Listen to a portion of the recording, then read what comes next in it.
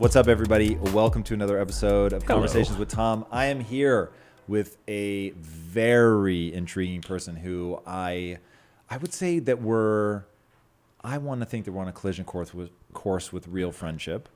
We've certainly like communicated off mic several times. So I call you an RA. You're random acquaintance. Random acquaintance. Okay. Yeah, but we could. How did you phrase it? I said we're on a course. Yeah, heading towards friendship course, an FC'er. Yeah. Exactly. I like that. We'll call that. But my first alcohol was stealing a bottle of fine bourbon from my dad's like big wooden roll-up cabinet in his office, because alcohol was totally forbidden in our house. Yeah, we were. So to frame it for the audience, you were saying that you grew up in a very restrictive household. Mm-hmm. You had a squeeze box, which I've never heard, on a TV that would somehow auto-translate in real time swear words. It was a feat of engineering. Yeah. It would silence the movie or the show whenever swearing occurred, and then show in closed caption the substitute word. Right, so like fuck was wow, and shit wasn't even crap. It was, because crap can be offensive to many people. I forget what shit was, but my brothers and I would stare there, transfixed at the screen, like watching the mouths move, trying to figure out what they were saying, and then we'd go and look up these curse words. So we got very, very good at swearing from it, so it kind of backfired. My parents' edition of the squeeze box. The only thing I have installed on our TV is a blue light blocking box. Okay. Right? So that's better. our version of swearing in the Greenfield household, is staring at blue lights at night. That is much better. But yeah, it's that style of parenting that dictates that the best way to protect a child is to just have forbidden fruit everywhere, right? Don't expose them to any semblance of porn or swearing or alcohol or anything, because God forbid that their innocent little brains get exposed to that. And in my opinion, coming back to me stealing a bottle of bourbon from my dad's desk and going to get drunk in my bedroom, all you do is set up forbidden fruit and a very inappropriate view of these things and complete lack of knowledge over the responsible use of them. Right. So in our house, there are no rules. Right. It's actually a style of parenting called love and logic. Okay. Meaning that rather than saying no to your children or setting up boundaries or strict rules, you simply educate a child about the consequences of any decision that they might make, and then you let them make the decision, and if they make the wrong decision, to suffer from the consequences of that. Right. Are there limits to that? So obviously the prefrontal cortex isn't fully formed. Right. So they're going to make moronic decisions at a biological level. You don't want to let your 2-year-old go and stick their hand in the fireplace because you want them to experience what fire is. Right. There are certain boundaries, but do you explain those boundaries to your kids? Like, do you say, okay, this is a love and logic system, but in a very common sense way. Okay. Yeah. So gluten, for example, we don't say, oh, you can't eat gluten. You can't go to Jimmy's birthday party and have a cupcake or a slice of birthday cake. You instead educate them about some of the biological impact of gluten, some of the ways that you could undo some of the damage. Like there are even enzymes like dipeptidyl peptidase. It's like an enzyme you buy on Amazon. You pre-digest gluten. It turns to soup, right? Can your kids say that word? I don't know. Yeah, but so you don't analogize it for them. You just tell them straight up, this is the enzyme. They either remember it or they don't.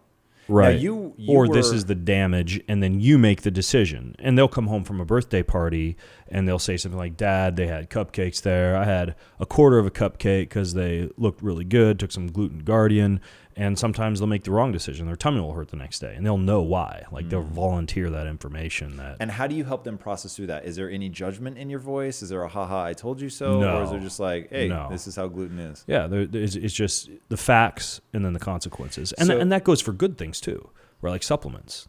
So they've done genetic testing. I had their genome sequenced, and I don't want to sound like I'm some helicopter tiger parent. I just want to equip my kids for having every advantage in life that I can give them. Right. So I had their genome sequenced so that they could make intelligent decisions about their health, and so that I could help them with that.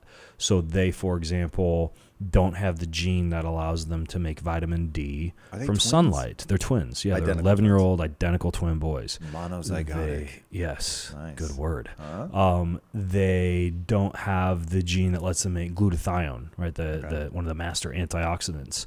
They have low levels of the one called brain-derived neurotrophic factor. That's like the miracle grow for the brain. Yep. So in the pantry and in the refrigerator, I've got glutathione. I've got like this vitamin D, vitamin K liquid blend, and I have lion's mane mushroom extract, which is a good kind of precursor for BDNF. Okay. And I never say, yo, kid, go take your supplements. Did you take your supplements yet? Take your supplements today. But I will go to the fridge and open it up when they're there having breakfast, and I'll say, hey, guys, I'm taking my glutathione, taking my fish oil.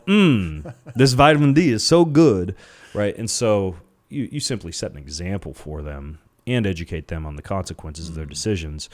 And, same thing for screen time, right? Like there's no rule that they can't be on their iTouch or they can't be on their MacBook or they can't go play video games. But the norm in our household is set by mom and I, meaning that when there's downtime at the Greenfield house, I'm strumming on my guitar or I'm reading a hard copy book laid out on the couch, or I'm outside, foraging for plants or shooting my bow or shooting the basketball in the driveway. And so our kids, when there's downtime, they go outside, throw the football around. They lay in their bed for long periods of time just reading books. Their go-to is not a video game or a screen, but that's because they didn't grow up in a household where that was the norm. So a big part of it is you can't tell your kid, like, be careful with gluten and screen time can be difficult on your sleep rhythms at night, and then go watch Netflix and eat a peanut butter and jelly sandwich on the couch and display to them something that's the complete opposite. Yeah. I remember my mom, I love her to bits and pieces, but her famous phrase was do as I say, not as I do. And not probably the best strategy. Yeah. Although it's weird. I've often wondered how my mom managed to help my sister and I avoid stupid things. So my sister and I didn't get in a lot of trouble. Either of us, we didn't steal, we didn't drink, we didn't do drugs. I was probably afraid of it is the honest answer. When I was a kid, I had a lot of extended relatives. My mom and my dad didn't drink, but most of my aunts, uncles, and everybody else did. And there was a lot of alcoholism in the family. And so watching them act the fool was a pretty big turnoff. So it was sort of like the kid that's ultra screamy and freaking out all the time. So like that's pretty good prophylactic right there. That does not make me want to have children. So just seeing everybody act weird. I didn't get into it. I didn't have my first drink until I was 26. So there was, even though it was sort of forbidden fruit, my mom would have flipped the fuck out if we had gotten drunk, but they did let us have a sip of alcohol or if we wanted to try my dad's beer or something, but I always found it disgusting. So I didn't. But the real reason that I waited was because I was afraid. I didn't want to act stupid. Yeah, and that's the problem is there are many compounds on this planet that we live on that are very helpful, but irresponsible use of them has painted them in a horrible light for a lot of people. I mean, alcohol is a very simple example. When you look at a lot of the blue zones, I mean, they're drinking antioxidant-rich wines and bitter-forward cocktails, and these lend better digestion, when you have them with a meal. Do you actually think that's real? Like, does wine actually do something positive? Yeah. So is it antioxidants? So that one is one where I've heard the evidence for, the evidence against. And it's a little bit of the antioxidants, a little bit of the tannins. The resveratrol thing was kind of blown out of proportion. You would need to drink a lot of wine, and there are better ways to get the resveratrol, like some kind of a grape skin extract supplement or something like that. But if we're not talking about a big California cab where there are a lot of pesticides and herbicides and chemicals and sulfites allowed in wine that is produced in the U.S., and we're talking about more like an organic, biodynamic European wine, like a French or an Italian wine that is grown under hardier conditions, right? Less irrigation on the crops. So you're basically concentrating the antioxidants. You're inducing that xenohormetic effect, which refers to this idea that certain plant compounds, even though they're mildly damaging to the human body, just like UVA and UVB radiation from the sun, or heat from a sauna, or cold from a cryotherapy unit, in small doses can actually induce cellular resilience, can actually cause the body to bounce back stronger. And when you look at a grape that's been stressed and grown with low irrigation, you do concentrate the antioxidants, you concentrate some of these xenohormetic compounds, you even concentrate the resveratrol. So it depends on the alcohol, but part of it is the antioxidants, the tannins, and some of these compounds that do induce cellular resilience. The other component, and this would be especially with like a bitters forward cocktail, and anything that's bitter from nature, whether it's the mint family or thyme or rosemary or berberine or anything like that, it actually increases your insulin sensitivity after you've consumed it, meaning that it would lower the intensity of the blood glucose response to the carbohydrates that you would eat in conjunction with that alcohol. So there are some benefits from a digestive standpoint and from a cellular resilience standpoint, and I don't think that you have to drink to be able to live a long time, but there is some evidence that a lot of these blue zones are having, for the women, 1 to 2 drinks a day, for the men, 2 to 3 drinks a day of like a good, clean alcohol. And some of it could just be the relaxation, the fact that it's being consumed at the end of the day and, or during lunch in a social setting, with family or with friends, and of course the absence of loneliness itself is enormously important for longevity and anti-aging. See, that stuff to me really confounds the issue of, so I look at this stuff from the perspective of I want something prescriptive. I want to know exactly what to do if I want to extend not only life but functionality. I want to be sort of high power for a very long time. And so you start looking at this stuff, and I know, and I need to get Peter Attia to talk to this on his own, but I know when he was back with Nusi and then he ended up leaving Nusi, part of it was the frustration of really running experiments that are just obviously causative instead of getting a whole bunch of correlative data. So is it the drinking that has the effect, or is it chilling with your friend?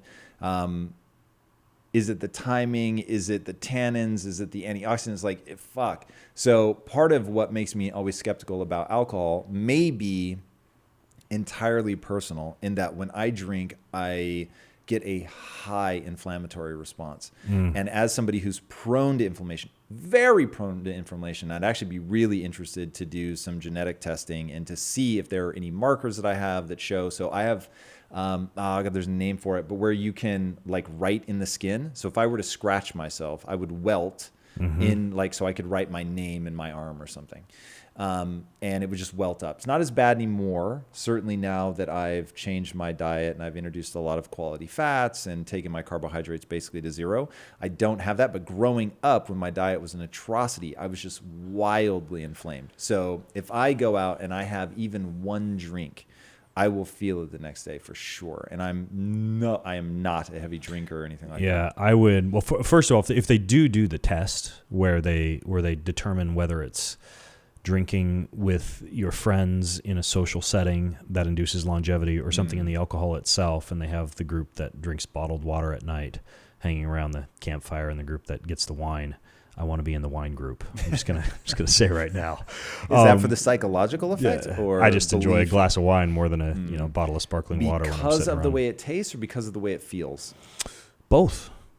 And you also get a little bit of that inhibitory neurotransmitter release. It's a GABA, right, in response to a glass of wine or a cocktail that just kind of relaxes you at the end of the day, kind of de-stresses you.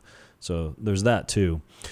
But related to what you're talking about with the skin and some of the issues that you've had, that sounds eerily similar to like kind of an autoimmune condition. For sure. An antibody response. And there is one lab testing company that I do place a good amount of faith in terms of not giving you a host of false positives like foods or chemicals or toxins that your body is producing an immune response to, and that's Cyrax Laboratories. Okay. And any good functional medicine doc can order you a Cyrax lab panel for mold, for mycotoxin, for fungi, for antibody reaction to foods, but they test the white blood cell response to both the cooked and the raw version of the protein, so you're not getting all these reactions that would normally be produced anyways if the blood cells got exposed to, say, like raw egg or raw chicken. So they're looking at the cooked version. They're looking at cross-reactivity between some of these protein compounds. So that's a good test to see if you have some autoimmune issues. And then you could say, oh, well, here's the list of 8 foods that are inducing that kind of inflammatory reaction. Now, do you think that autoimmune is driven entirely by food? Or things that you consume? No, not necessarily. I mean, you can produce an antibody response to something like fluoride, for example. You can produce elevated thyroid antibodies in response to that. Mold, mycotoxins, fungi. There's a lot of things that can cause the body to go into almost like this cell danger response. So it doesn't just have to be food. So super random, and this may be just a complete departure from what we're talking about, but I'm really curious to talk to you about a particular LL37. So as you know, Lisa has struggled, my wife, for any first-time listeners, welcome. My wife has struggled profoundly with microbiome issues, for years. Really? We're going into year 4. We may have just completed year 4, which is terrible. I think we did. So 4 years since she had a threshold event and all hell broke loose. And it's been pain and suffering and trying to figure out what's going on and what she can eat and all that. So now we've made massive progress. For an entire year, though, our life was on hold. There was a period where I was actually afraid she was going to die. It was fucking crazy. Gosh. And somebody said to me, oh, you should look into LL37. And then you were the first person I pinged to say, hey, is this real? And now's our chance. Tell me about it. Well, LL37 is a peptide. Okay. It sounds like a robot. It's a peptide. And a peptide is simply an amino acid sequence. And I'm actually very excited about peptides because they're inventing and researching all sorts of new peptides that precisely target specific cell responses. Like, I first learned about peptides when I had a joint injury, and someone told me about this one called BPC 157. And many peptides are like this, but it's an injectable, right? The same as a diabetic would inject with an insulin syringe, very small needle. You pinch away a little fat from typically around like the stomach. Some people will go closer to the area of injury, like around the knee, for example. There's debate back and forth about whether it works best locally or systemically. But BPC 157 is actually what's known as a gastric healing peptide. BPC stands for body protection compound. Your body naturally makes it, but you can synthesize it and get it into the body in higher amounts, and it has this very profound anti-inflammatory effect. When I found out about that one, I started to go down the peptide rabbit hole. I learned about one called TB500 that repairs actin and myosin fibers in torn up tissue, right, for something like Achilles tendonitis or a knee injury or something like that. And then it turns out that these companies, there's one in Kentucky called Tailor Made Compounding. They have amino acid sequencing machines where they can make all manner of different peptides. Like, I think the last time I was on your show, we talked about nootropics and smart drugs. Well, they're now making peptides that do things like shut down neural inflammation, increase blood flow to the brain, heal the blood-brain barrier, and those are not even injectable. Like, one's called dihexa, and it's a topical, like a transdermal lotion. What? Another one is called Cyrax, and it's like an intranasal spray. And, a lot of people are into modafinil or microdosing with LSD or lithium or all these different nootropics, and these things work very, very precisely in a very clean and immediate manner. Have you tried those? Yeah, I do. I so use walk them me now. through them. I want to know, like nasal spray, topical one, anything So- that's doing something for the brain. I need to know about. Okay. We will circle back to LL37. We'll come back to LL37 for sure. So for the brain particularly, BPC 157, the one I mentioned earlier, is also a neural anti-inflammatory. Okay. So that one, Is like it just I mentioned, systemic anti-inflammatory? systemic. Okay. Yeah. So it'll work on the Amazing. So I'm brain. It'll injecting work myself. for your wife on the gut. Yes. That's something I would include in a peptide protocol, and we'll Okay. come back to LL37, but BPC 157 would be one. And again, for muscle injuries, that would be co-administered with TB500. For the brain, the lotion that you smear on either side of your neck, like when you get up in the morning, is called dihexa. will give you about 6 to 8 hours of clean burning energy without any side effects, not like ephedra or yerba mate, no synthetic nervous system stimulation. Like it's very clean. Like you don't feel like your heart's racing, anything like that. The intranasal Cyrax, it works very well combined with the dihexa. And again, that's a couple sprays in each nose. You kind of snort for about 30 to 60 seconds, and that hits the brain. So those two are very good. So the first one's giving me energy. Your description sounds a bit like a caffeine with no jittery bits. Kind of like that. And so then the other one is doing what exactly? Or like a modafinil without any so jitteriness. I've taken modafinil.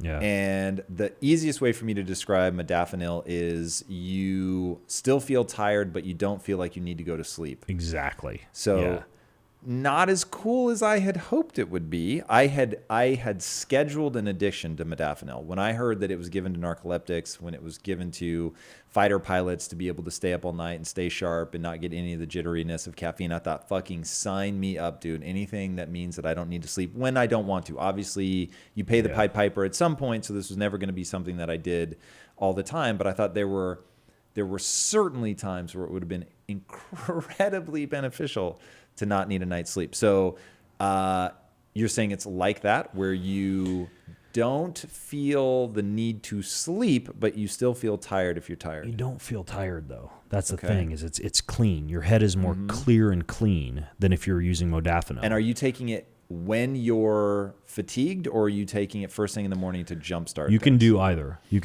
I like to stay ahead of fatigue, right? So I track my sleep. If I've had, let's say, for me, 6.5 hour sleep night would dictate for me the need for something like that, or the knowledge that I'll be more productive if I put something like that into my system. For me, 7.5 to 8 hours is a sweet spot. I feel good. I don't, when I wake up and I've had 7.5 to 8 hours of good sleep, not just time in bed, but actual time of sleep, I know it because I don't wake up thinking about coffee. Right? That's one of my litmus tests. I can tell you beyond a shadow of a doubt. I wake up and I'm thinking about coffee, and then I check my sleep score afterwards. It almost always shows like my deep sleep was too low, or my REM sleep was too low, or I was in bed for 8 hours, but I was up and down and only got 6.5 hours of sleep. So that's a situation in which I would use something like that. And the Cyrax, it's also known as cerebral lysine. Apparently what that does is improves the integrity of the blood-brain barrier. So essentially it means that compounds that you would be consuming from the diet, like acetylcholine, for example, from walnuts or eggs, it would be able to cross the blood-brain barrier more readily, and you would get less inflammatory molecules into the brain. There are two others that would not be necessary, but that are interesting as cognitive peptides. One is called cortigen, and that one is used for memory. I don't know the mechanism of action. It's apparently, as the name implies, related to your cortex, but it is supposed to improve, I don't even remember if it's short-term or long-term memory, but apparently if you want to improve your memory, that's one to take. I don't have a bad memory. I've tried it. Noticed. I didn't notice much, but what I should have done, and I'll probably do this at some point in the future, is use, do you know that app called NBAC? No. Okay, so NBAC is one of the few brain training apps that's been shown to actually increase both short-term and long-term memory with repeated use. NBAC, the letter N? NBAC. So, for example, it goes from N1 training all the way up to N10 training. Okay. And in N1 training, it would show you a square that lights up on a grid of 10 squares on a screen. And you would see where that square lit up. And then another square would light up. And then a final square would light up after that. And if the third square that lit up was the same that occurred as N1 ago, you push a button. And if it didn't, then you don't push the button.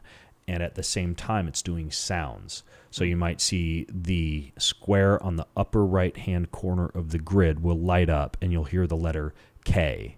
And then the square in the middle will light up, and you'll hear the letter G. And then the square on the lower right will light up, and you'll hear the letter K. Well, in that situation, you would know that the letter K occurred N times ago, but not the square. So all you'd push, in this case on the app I use, the picture of the ear instead of the eye. And sometimes it'll be both the ear and the eye. So as you can tell, you'll have smoke coming out your ears. Once you get up to like N4, I've never gotten higher than N4. And with repeated training, you probably could. So because you're trying to remember the square and the sound that occurred 4 instances ago. And what I'd like to do is try that cortigen and see if it actually improved a game like that. And then the final one is called pinealon, and that works on the pineal gland. Mm-hmm. This one's interesting because a lot of people, and this really is fast. What does the pineal gland do? The pineal gland, among other things, is responsible for melatonin and DMT production. Okay. Right? So it'll help out with sleep, but then also, DMT is, of course, now well known by many folks as being associated with like the use of plant medicines or journeying or tripping. Like your body's releasing massive amounts of DMT in that type of scenario, but it's also releasing it when you're lucid dreaming, when you're engaged in creative thought patterns. It's related to that left and right hemispheric coordination of the brain, the merging of analytical and creative thinking. So this pinealon is supposedly increasing the amount of activity in the pineal gland, like increasing its ability to produce something like DMT or melatonin. And some people can actually have low pineal gland production due to what's called calcification of the pineal gland. And that can occur in response to large amounts of fluoride consumption. Right? That's why there's this whole conspiracy theory about fluoride in the water being used for mind control because it's somehow scaling up the pineal gland. And I'm not a conspiracy theorist. I don't think anybody's trying to control our minds. But I do think fluoride has an impact on the pineal gland that could be reversed by the use of this pinealon, or even if that wasn't your goal, and your goal was to instead have a more exaggerated response to plant medicines or better creative and analytical thought patterns, or increased melatonin release, it could be reasonable for that type of stuff. So top of the totem pole would be Dihexa and C-Max, the topical lotion and the intranasal spray. The cortigen and the pinealon are interesting, but I don't think completely necessary. And then we get to you say that, but you have a crazy fucking memory. The stuff that you can rattle off is insane. I would say that I only have in the realm of memory. health. Fair, but don't ask me who the 38th president was. But that's where you spend the bulk of your time. So I get a lot of credit from the public for having a great memory, and I always want to laugh because I remember such a minuscule fraction of the information that I encounter. It's just that I read so much, that I'm encountering so much data that, sure, if I read sort of in swarms enough, I'm going to be circling around the same ideas enough that I'll start to retain it. It just, they sort of stack. But if I could even remember 10% of what I read, it would be a game changer for me. So this is part of the reason I'm such a psychopath about getting sleep is I'm so aware of just cognitive optimization. I feel like I've always been at a deficit cognitively. And so I'm always trying to do things like get sleep or whatever that will have that kind of impact.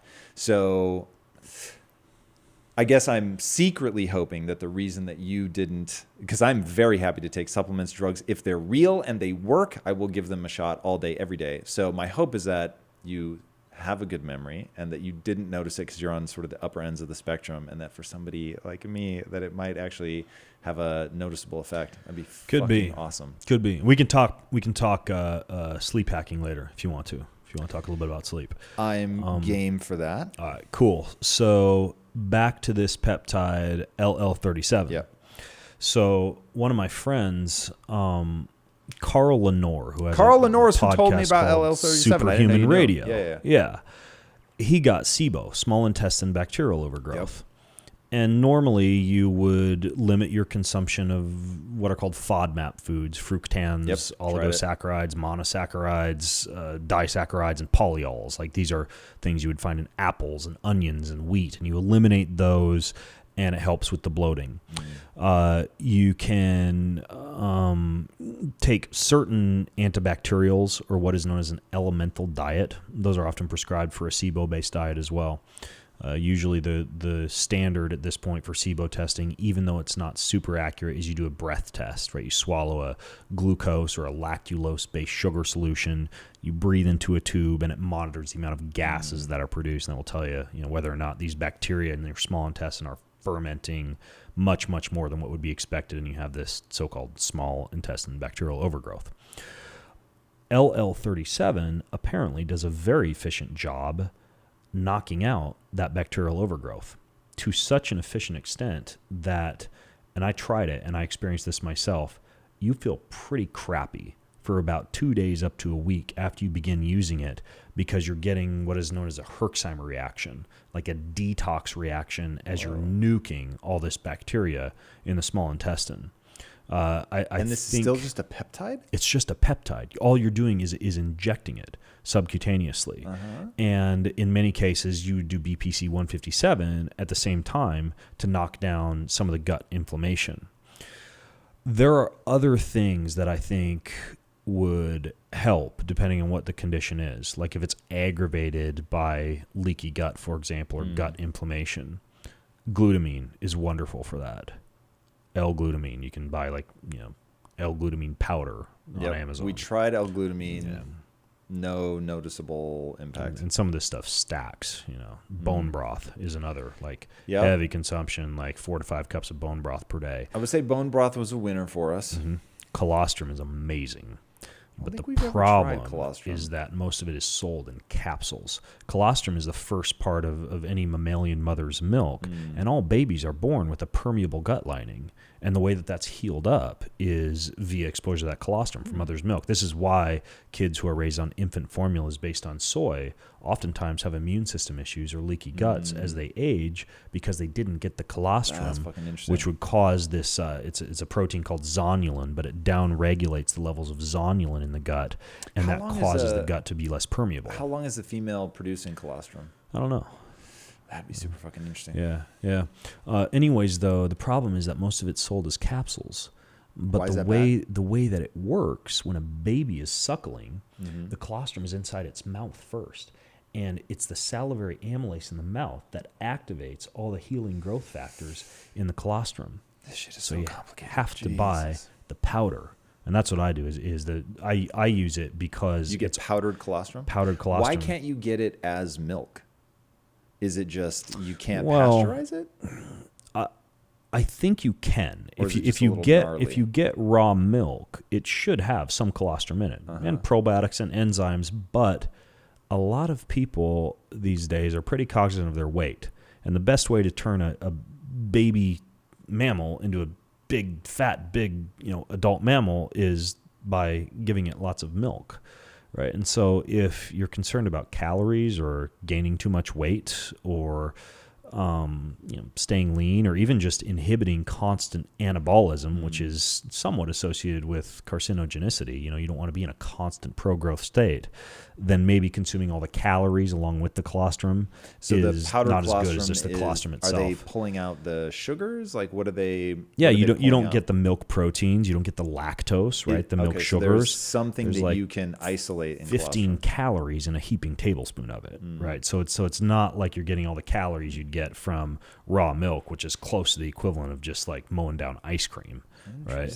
From a body composition standpoint. Right. So you get the powdered colostrum, and then you put that in your mouth and you swish it around in your mouth for a little while, 1 to 2 minutes, and then you swallow that white saliva coated solution that you've got in your mouth, and that's incredible. That's probably top of the totem pole for me, even more important than LL37 for gut health, specifically for gut permeability. They've even done studies in athletes, right? And this was how I first discovered colostrum, because I was competing in triathlon, like Ironman Hawaii, in very hot conditions, but having to still eat, 350, 400 calories an hour during that race. Whoa. Exercise makes the gut permeable.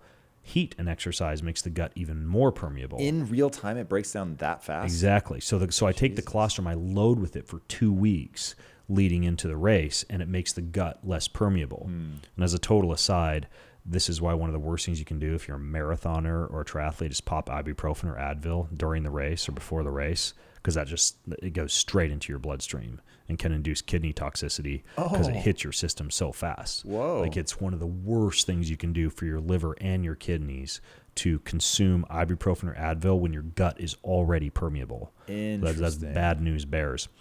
So for your wife, I would definitely consider LL37 and BPC 157 if she knows and is aware that she might feel kind of crappy for 2 days up to a week after the LL37. Now, do you keep taking the LL37 and does that go away, or it goes away when you stop taking it? Should it? kill the bacteria. So when you're asymptomatic, and I don't want anyone to think I'm a doctor. I'm not. Right. I don't want them to misconstrue this as medical advice. I'm just like I'm a hacker, right? Like I study up on this stuff and find interesting information and try and synthesize it for people. But LL37 would be until you're asymptomatic. BPC 157, I take that regularly. Just as it's just such a great systemic anti-inflammatory. I feel wonderful on it. Now, so a guy that's living your lifestyle, I imagine, well, maybe you work out enough. Is that what's triggering the inflammation? It seems like you do live a lifestyle that is so healthy that whatever inflammation you have seems like maybe that's the inflammation that we want. So of course, you don't want zero inflammation. Exactly. So is that to combat the level at which you work out? Yeah, you are correct. And, I'm glad you made that point, that if you're taking a host of antioxidants, especially based on what research has shown, high dose synthetic antioxidants like vitamin C or vitamin E, or interestingly, most recently, metformin, all of these can blunt the hormetic response to exercise. So you'd produce less mitochondria, you'd produce fewer satellite cells, which allow for muscle growth and muscle repair.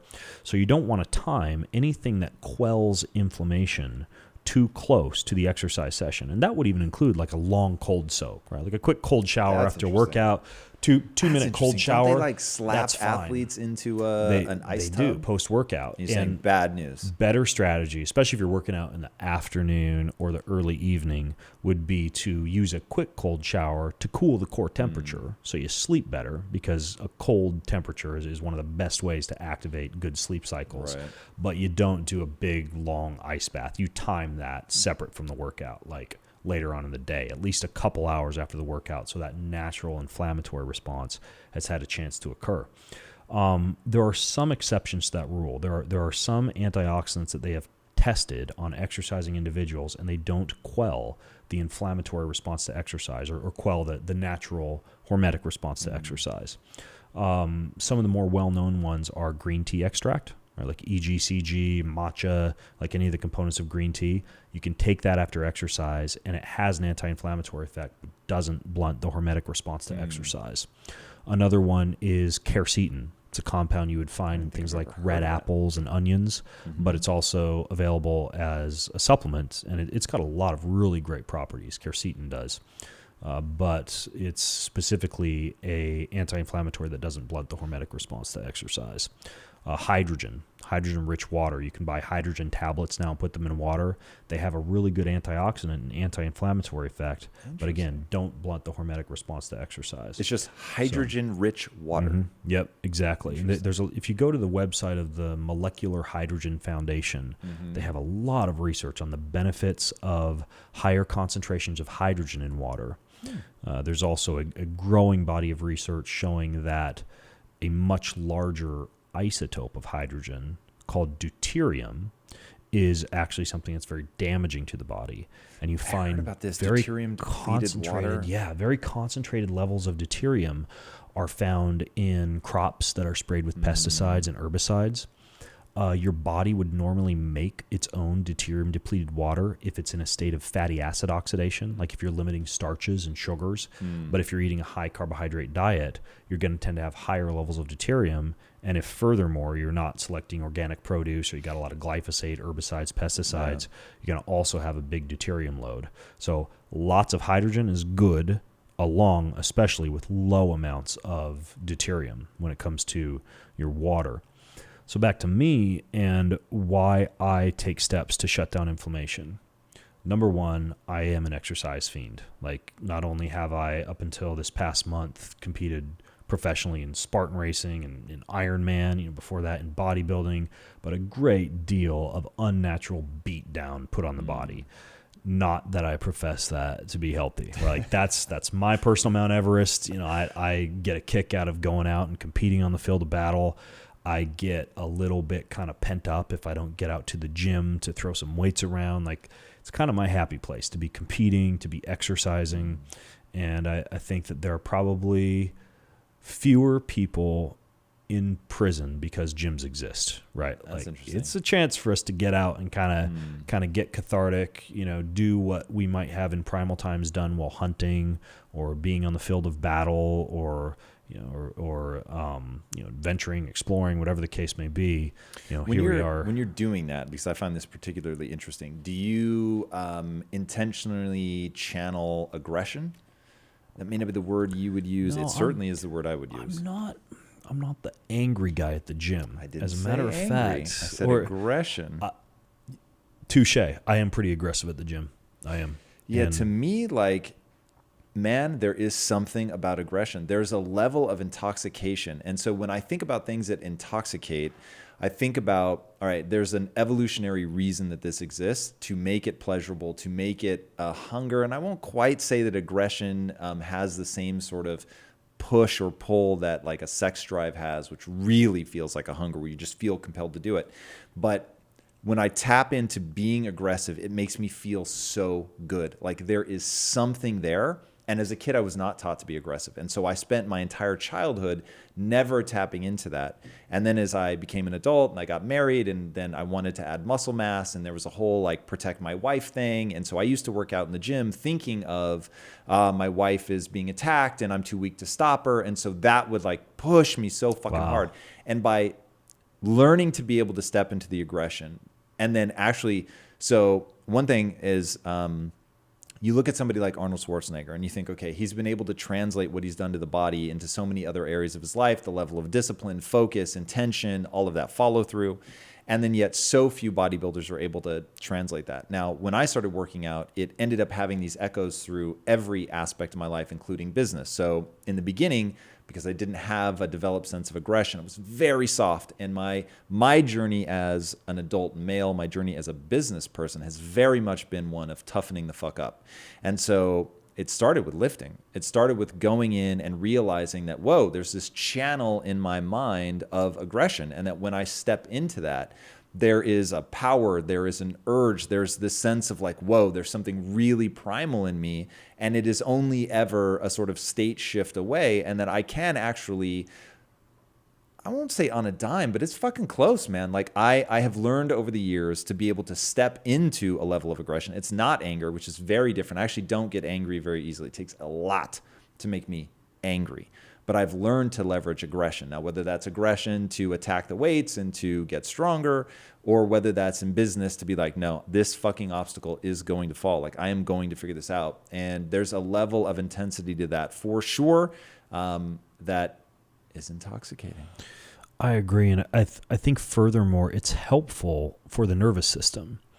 Because when you look at all these wearables now that are measuring HRV or heart rate variability, which is the interplay between the sympathetic and the parasympathetic nervous system, right? You get the vagus nerve innervates the heart via the electrical pacemaker of the heart called the sinoatrial node, the SA node. And when the parasympathetic rest and digest branch and the sympathetic fight and flight branch are innervating the heart in balance, there's mild but detectable beat-to-beat variation in terms of the amount of time between each heartbeat. And that is what is known as high heart rate variability, such as 0.88 milliseconds, 0.89 milliseconds, 0.85 milliseconds versus 1 millisecond, 1 millisecond, 1 millisecond. The latter example would be someone who has poor vagal nerve tone, poor interplay between the sympathetic and parasympathetic nervous system. That's so counterintuitive. You would think the metronome think you want it steady would be as better. she goes, yeah. right? But it's not the case. Now, when you are engaging in activities that really prime and push that sympathetic nervous system, the entire time you're in the gym in that state of aggression, if you were to wear a real-time Bluetooth-enabled chest rate strap, or there's one wristband called the Whoop. The Aura Ring that I'm wearing has a moment function you can put onto it. There's one called the Nature function? Beat, meaning if you activate moment, you can see what your HRV is in real time. What word are you saying? Moment? Moment. M-O-M-E-N-T. M-O-M-E-N-T? M-O-M-E-N-t. Okay. Did I mispronounce it? No, that's it. Just I can't yet make it make sense. But Okay. it's called a moment. Moment, yeah, tracker? because it's this is the moment that I'm in, All right? So Okay. this Got is it. real time measurement of HRV. When you do that, you'll find that especially for the harder exercises where your body's really stressed, like the back squat or the deadlift, you have a very low HRV. Right, because you're it's actually all aggression. There's it's no all sympathetic, right? parasympathetic. Parasympathetic has stepped back. It's all sympathetic, but in response to that, once you finish, kind of along the lines of that same concept of things that are bad for you in large amounts are good for you in small amounts, your body bounces back from that session with greater nervous system resilience. And people who train their sympathetic nervous system a few times a week have a higher overall HRV, even though it's lower during that session. So in the same way that meditation kind of overactivates the parasympathetic nervous system, but long-term results in steady increases in HRV, the opposite of meditation, or what you might call more aggressive moving meditation, you can. Absolutely. Meditation is one of the better ways to increase HRV, actually. But the hard weight training session, it's low during, but then higher after. So I think there, in addition to just like the way we got on this topic, releasing pent-up anger, I think that or pent-up aggression, I should say. There are a lot of other nervous system benefits, and then of course there's some of the reasons you mentioned you were doing this. Make yourself harder to kill, increase muscle mass, be able to get up off the floor better, and have higher bone density when you're old. I mean, there's a lot of reasons for that, and I don't think everybody needs to beat themselves up to the gym to the point where they need to use BPC 157 daily, or a little bit of help from Better Living Through Science with the use of antioxidant formulations or something like that. But if the gym is your happy place and you feel good and it just sets you up for the day, and you feel like you've gotten rid of some pent up aggression and you're just more stable if you hit it hard in the gym a few times a week, yeah, you might need a little bit of help with an anti-inflammatory compound. What do you think about dudes and muscle mass? Have to have it, nice to have, doesn't matter? Depends on your definition of muscle mass. So in studies that they've done on telomere length in response to exercise, like the anti-aging, longevity-enhancing effects of exercise, there are certain activities that have been shown to reduce the rate at which telomeres shorten more than others. Racket sports, like table tennis, racquetball, pickleball, tennis, something like that probably is great also because you're getting that cognitive training effect. Cycling, swimming, and weight training. And weight training is at the top of the totem pole. I mean, if you could choose any activities, you'd play some tennis or table tennis or racquetball, you'd swim every once in a while, you'd ride the bike, and you lift weights, right? If you're going to choose the lowest hanging fruit for longevity. When you look at weightlifting, the type of muscle that imparts the greatest improvements in longevity is the development of small, quick, wiry, explosive muscle, right? So powerlifting style muscle where you're doing short, intense bouts, high weight, low rep style exercise. If you're looking at it from a pure longevity standpoint, that's very beneficial. The problem is that's also associated with a higher risk of injury. Like not a lot of people can get in, a few times a week and do power cleans and overhead push press and these super explosive lifts. When you look at bone density, grip strength, the blood pressure response to exercise, you get a lot of benefits from just like the basic, slow moving. There's even a book by Dr. Doug McGuff called Body by Science, like super slow training. I love that for a lot of the people who I'll coach or help out with their workouts because they can do that a couple of times a week or up to 3 times a week every week of the year and not get injured, right? But still maintain strength and still maintain bone density. And then what I recommend in addition to that is explosive body weight exercises. Like you've got your super slow training 2 to 3 days of the week, and on the in-between days, you might do something like the New York Times 7-minute workout, which is 30 seconds of 14 different moves done very quickly and explosively. But since you're not loaded, there's a lower risk for injury, but you're still tapping into that explosive powerlifting style muscle. Now, once you reach a certain point of muscle mass, like the big bodybuilders, that takes a lot of energy to carry. It takes a lot of energy to cool. It requires a lot of antioxidants to be able to maintain that type of muscle. And if it's not that functional, like if it's muscle built through bicep curls and whatever, seated leg extensions and all these kind of non-functional moves.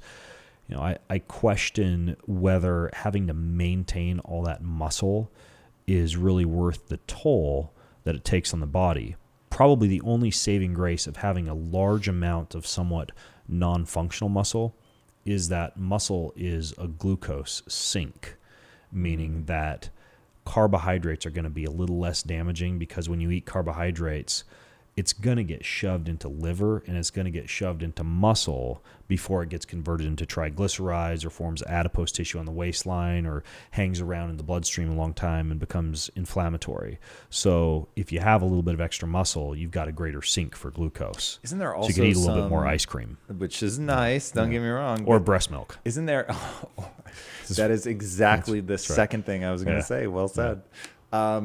Isn't there some correlation, at least, between longevity and the amount of muscle mass that you carry? Isn't there like some crazy predictor, like the size of your glutes and your hamstrings and your quads or something predict your longevity? I've never heard that, but I wouldn't be surprised. And I'm really terrified that I'm making it up and misremembering something. But there's a lot of interesting corollaries for longevity, like grip strength, walking speed, the ability to be able to do a certain number of push-ups or get up and down off the floor a certain number of times with as few limbs as possible. So I wouldn't be surprised if there was some muscle measurement, but I haven't come across it. Do you know what the world record is for push-ups? It's like push-ups without breaking posture or something, because I think they can pause at the top. I'm going to guess 1,500. Yeah, I would have guessed something like that as well. I'm going to have to look this up for just accuracy here, but I'm almost certain it's over 10,000. And I was like, nope, that's absolutely impossible. And then that is the record. That sounds like a David Goggins type of thing. Yes, that literally. My problem with like the whole like Dean Karnazes 50 marathons in 50 days or the David Goggins pull-up record is I get bored. It's 10,507, dude. Yeah. Minoru Yoshida of Japan. That's fucking crazy. The most number of nonstop push-ups. There'd have to be a pretty damn big carrot on the end of a stick for me. Like it'd need to be like the $2.5 million, push-up challenge or something like that. It would not ring in cheap. But what's crazy to me is that's one where I would say anybody in their right mind sort of guessing at what's possible will be just factors too small. Yeah. It's just like even 1,500 sounds absurd. I thought 500, maybe 1,000. I just couldn't fathom anything more than this that. Guy's arms are probably like 2 inches long. Let's see. They have a photo here. Well, he's Japanese, so the odds of him being super gangly are low. Yeah, I mean, he doesn't. Is that a picture of him? Doesn't look unusual. I'm assuming this is him, though I can't swear. Let's see. Apparently this guy. Oh yeah, he's like Bruce Lee built. Yes. Yeah. Very much so. So he's light enough Lean to be as able to shit. not have to push up a lot of weight. Yeah. He's not 240. Yeah, short limbs, that's for sure. explosive wire. See, that's the type of body that I think is most conducive to longevity, because you got some muscle mass, you're functional, but you're explosive, you're wiry. Like if I'm 70, 80 years old and that's how I'm built, I'd much rather be built like that than, with like a big like cannonball shoulder bodybuilder type of appearance. What do your physique now? Obviously, you work your ass off. Is this exactly the physique that you want? Is this the physique that is realistic, having kids, longevity, and all that? Or if you could snap your fingers and still live forever, would you be bigger? I don't think it'd be bigger. I like to be able to run. I like to be able to chase a tennis ball, play some ultimate frisbee. Like I get kind of sluggish once I get up above about 190. I'm at 185 right now. I was at 215 in college when I was bodybuilding and was just massive, but had very low energy levels. Ultra low body fat? 3% body fat and 215. Yeah, so right now damn. I'm 4.5% body fat and 185. And I feel pretty good at this level. Arguably, now that I'm done doing a lot of endurance sports, my body fat percentage will go up a little bit, and that will be healthier just from a pure hormonal standpoint.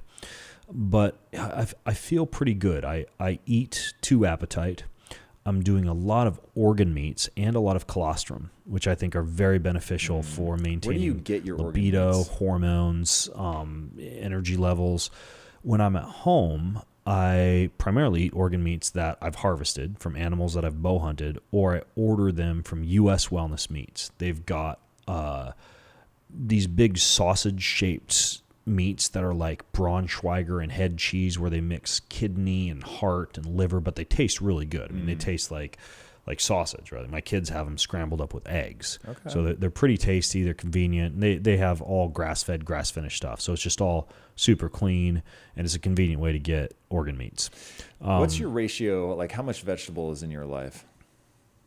I'll tell you about that because I've been kind of experimenting with that. But when I travel, I'm kind of experimenting with this. This has only been 3 weeks that I've been doing this. Organ meats? I'm taking, encapsulated organ meats.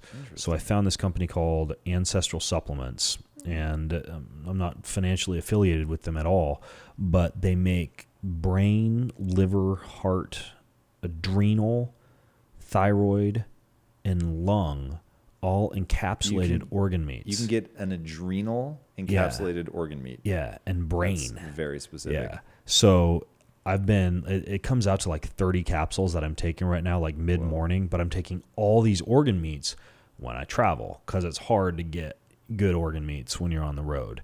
Yeah. And I feel a lot more energy. I'm not getting sick, sniffles, anything like that at all.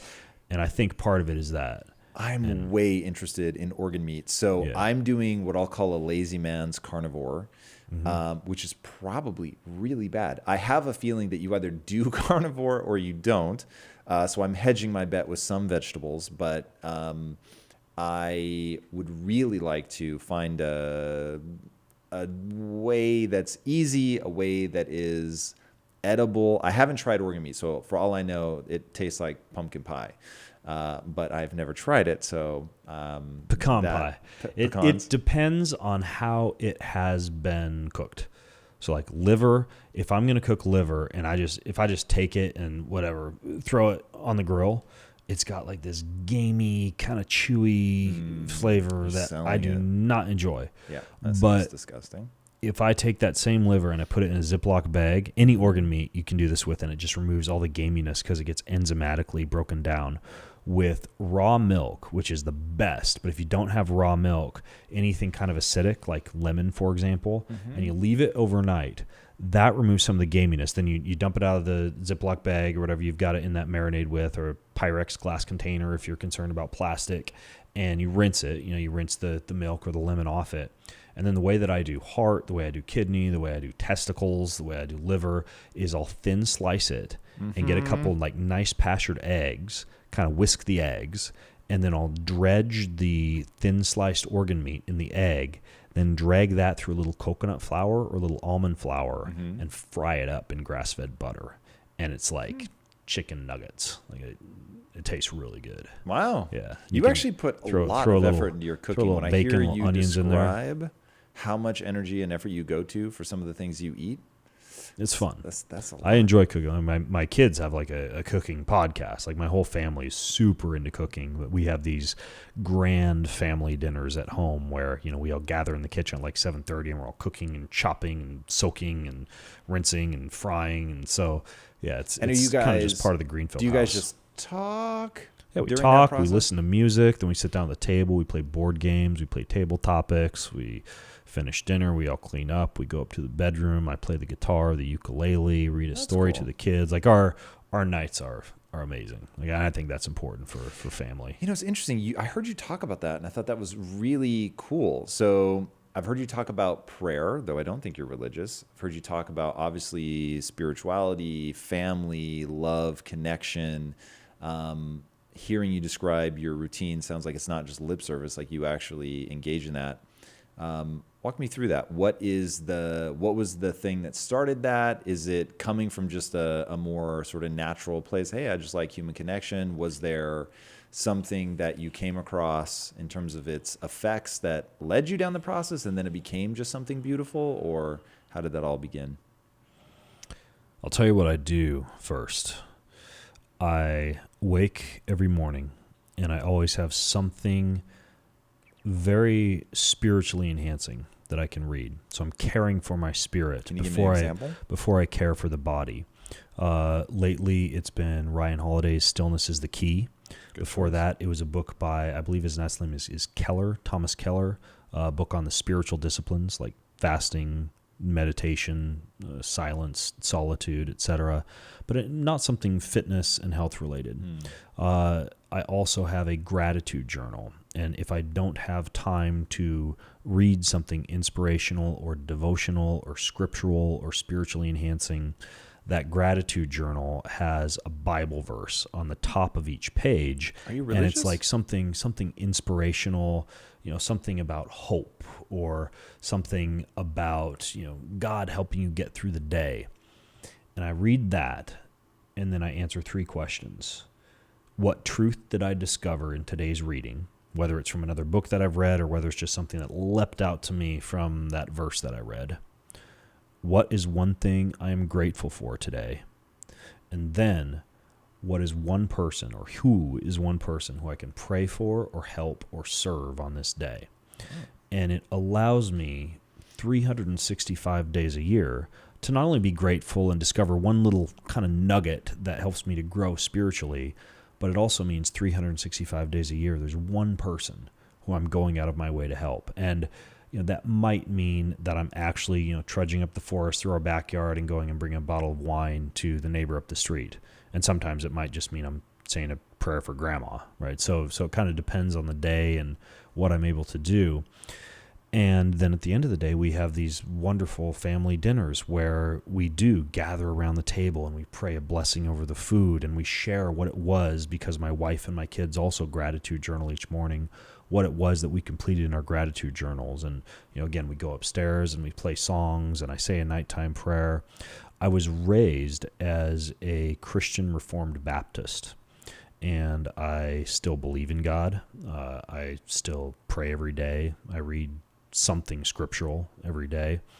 And to me, there is a great deal of confidence and comfort that I find having hope, right? That no matter how bad things might get or if shit goes south on any particular day, that I can cast my cares upon this being who's in charge of this great magical story written for our lives. Almost like, J.R.R. Tolkien-esque hero's journey that we're all able to live out.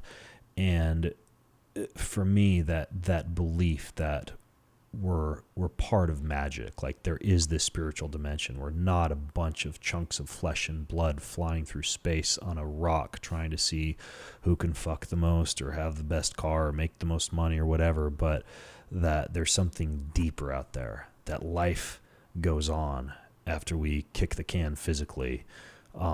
Life goes on. I'm a believer in that. Well, life goes on spiritually. Like we're all spiritual beings. Like you and I are souls. We are spirits. We're more than just, cardiovascular networks and capillaries and bone matrices, right? Like I think there's a little bit more to being a human than that. So fucking interesting. So yesterday, in that very seat that you're in now, I had Richard Dawkins, arguably the most aggressive atheist on the face of the planet. And hearing people who are just, unimaginably intelligent, interpreting the world one way, and then you equally unimaginably intelligent, interpreting the world in another direction. It's really interesting.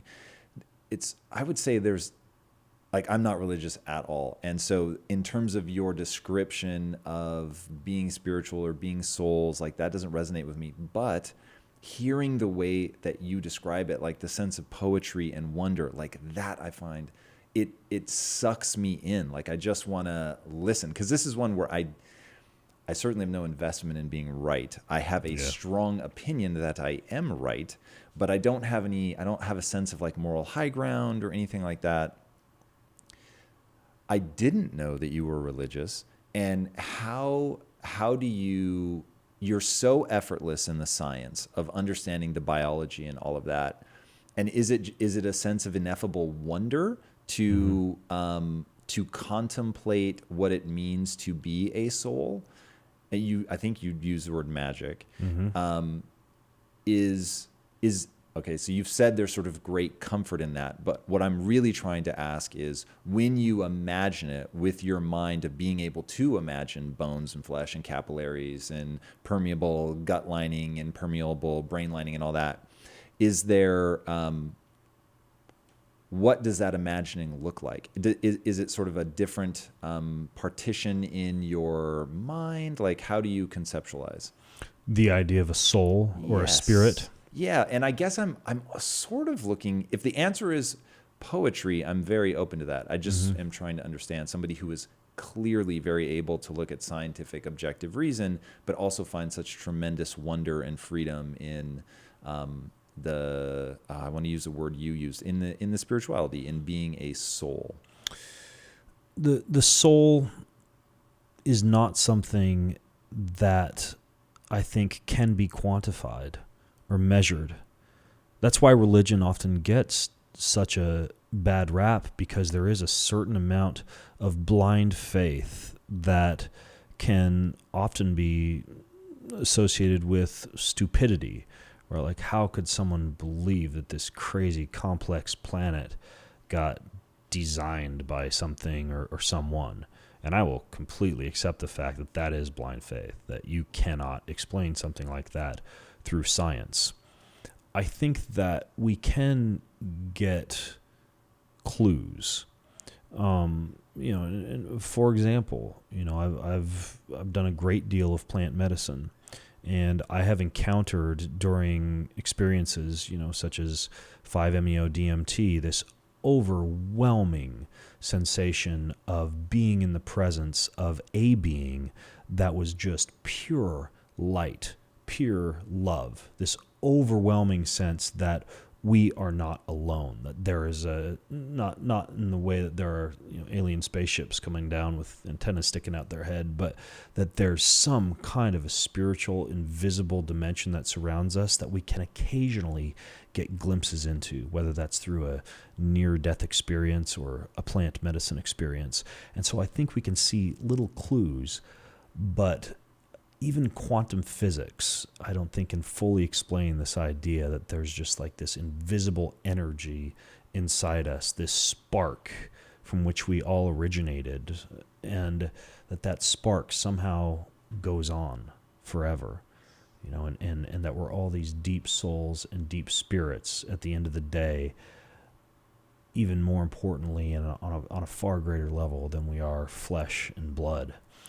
And they say the eyes are the window to the soul, and my wife and I and my boys and I have this practice of eye gazing, where we just look Literally just going to ask you that. deep into each other's eyes. How long do you do it for? About a couple minutes. My wife and I sometimes 10, 15 minutes as we sit in bed. We even have these chairs called back jack chairs in the bed, and we kind of sit in the chairs, legs intertwined, just staring into each other's eyes and talking to each other. And the deep connection that we have with each other from that, the feeling that we are literally spiritually intertwined during that time, like we are one.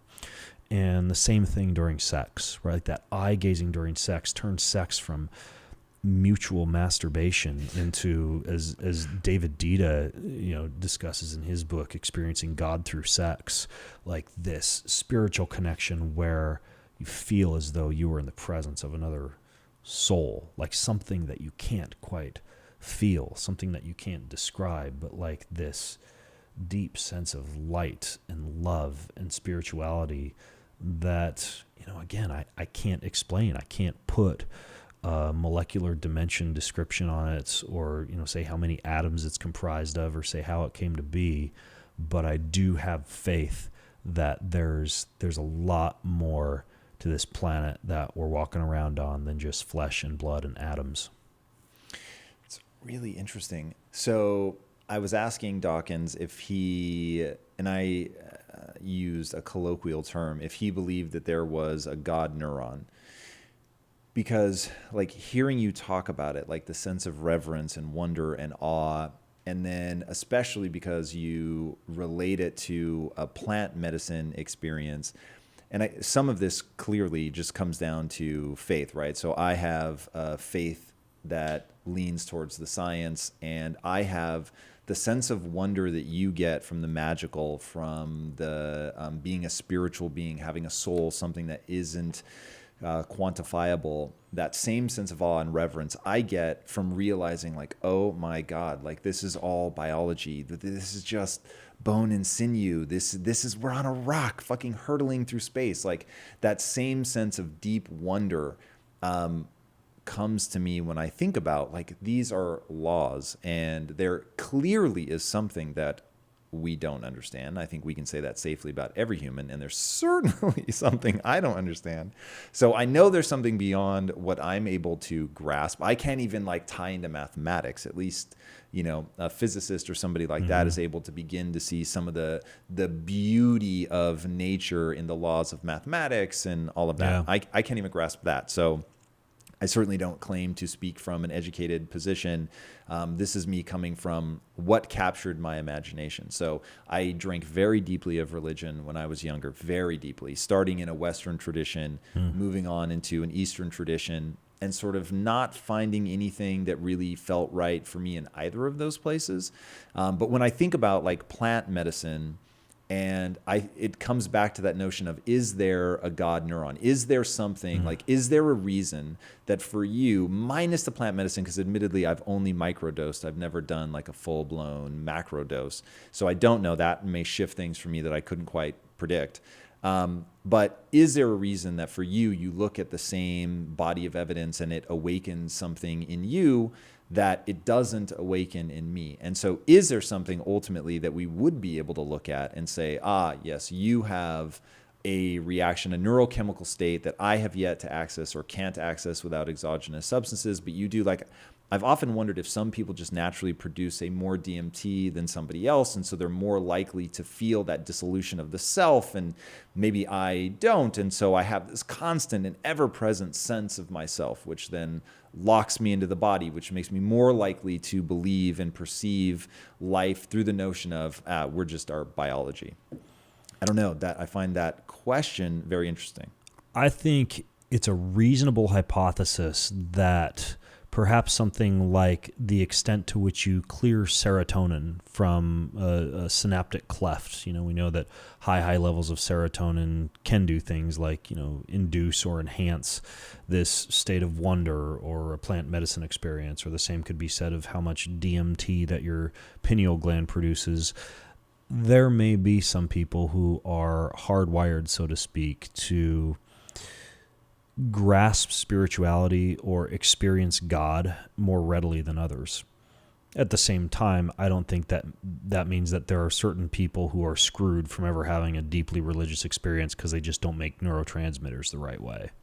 And it's interesting, like, to even define a deeply religious experience. So obviously I can't speak for you. I don't know what it feels like, but the watching you talk about the awe that you feel thinking about that, like, I recognize that. I know that feeling, but we get it from very different things.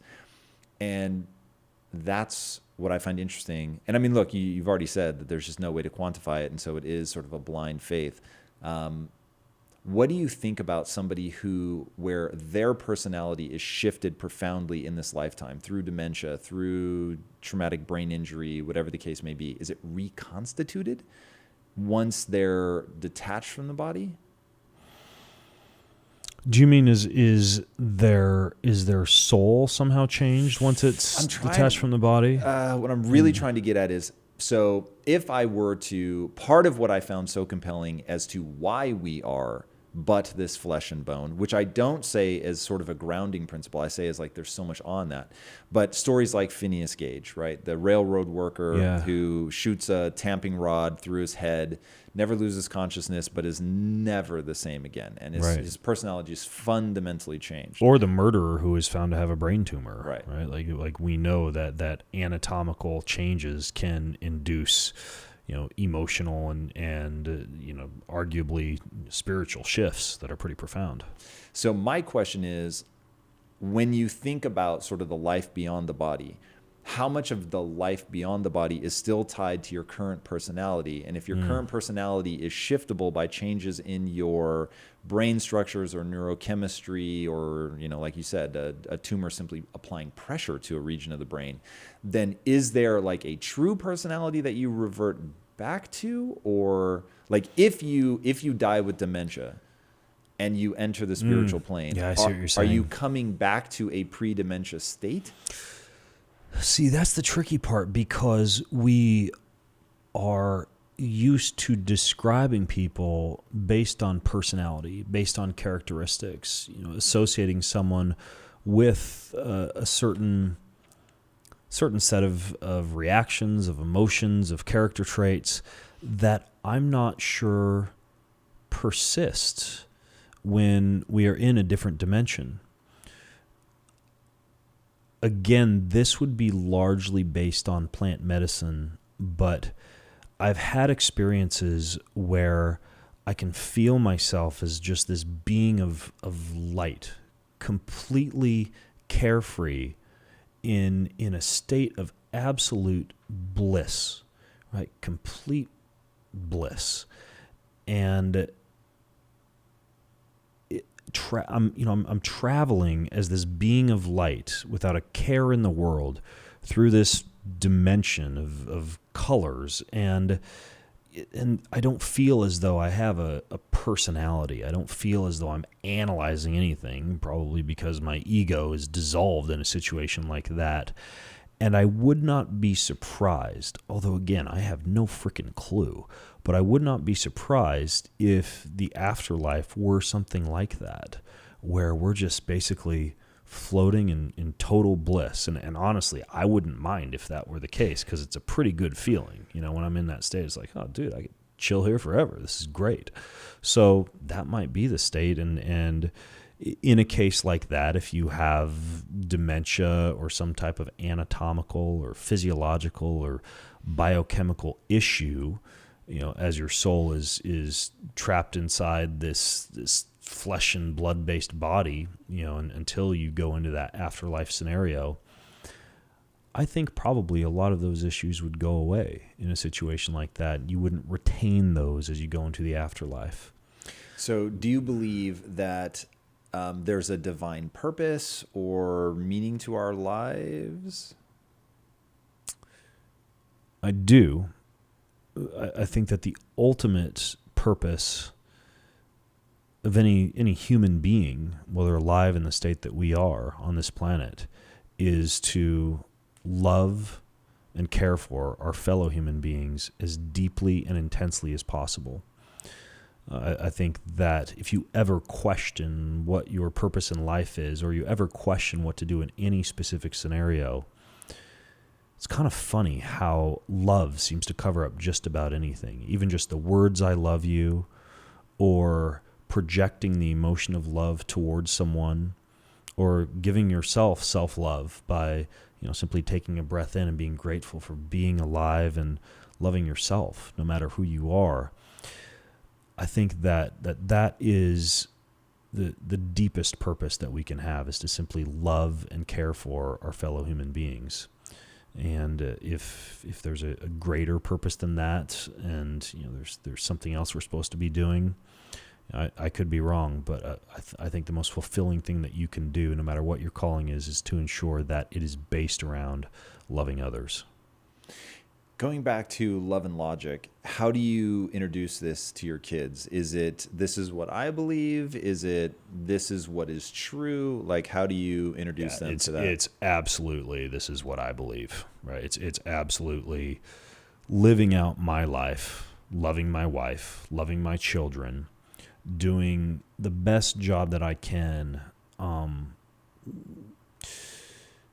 being an ethical, moral, upright guy, trying to take care of my family, showing my children what hard work and persistence is, showing them what loving my wife and being a good husband is, showing them what caring for them and being there for them is. And I've for example said to them, I believe that something created all this that we're living in, and I have no way to explain it, but That's what I think. To me, it's a more, returning to that word, magical and compelling idea that I'm in this, J.R.R. Tolkien-esque story with, demons and wizards and dragons and hobbits and dwarfs and elves and all sorts of crazy magic. And that's more interesting to me than that we somehow just gradually evolve to become this way. But I don't tell them, look, you must believe this is the way things are. Like you have to believe that there is a God or you are going to go to hell. Like that's not the style of parenting. Again, very similar to eating gluten, right? Or screen time, right?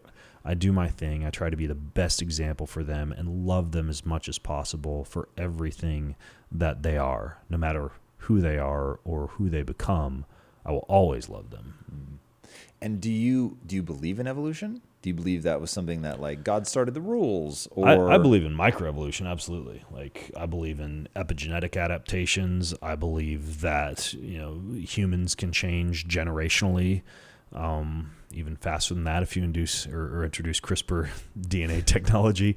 And so, yeah, I believe that, for example, if you look at the probability that at some point humans went through a very cold time, right? And we know that any liquid will freeze at a higher temperature when there are a greater number of solids floating around in that liquid. So, diabetes could have evolved as a response to some type of an ice age type of scenario, right? Like humans evolved this protective mechanism that now isn't that great of a mechanism in the scenario that we're living in.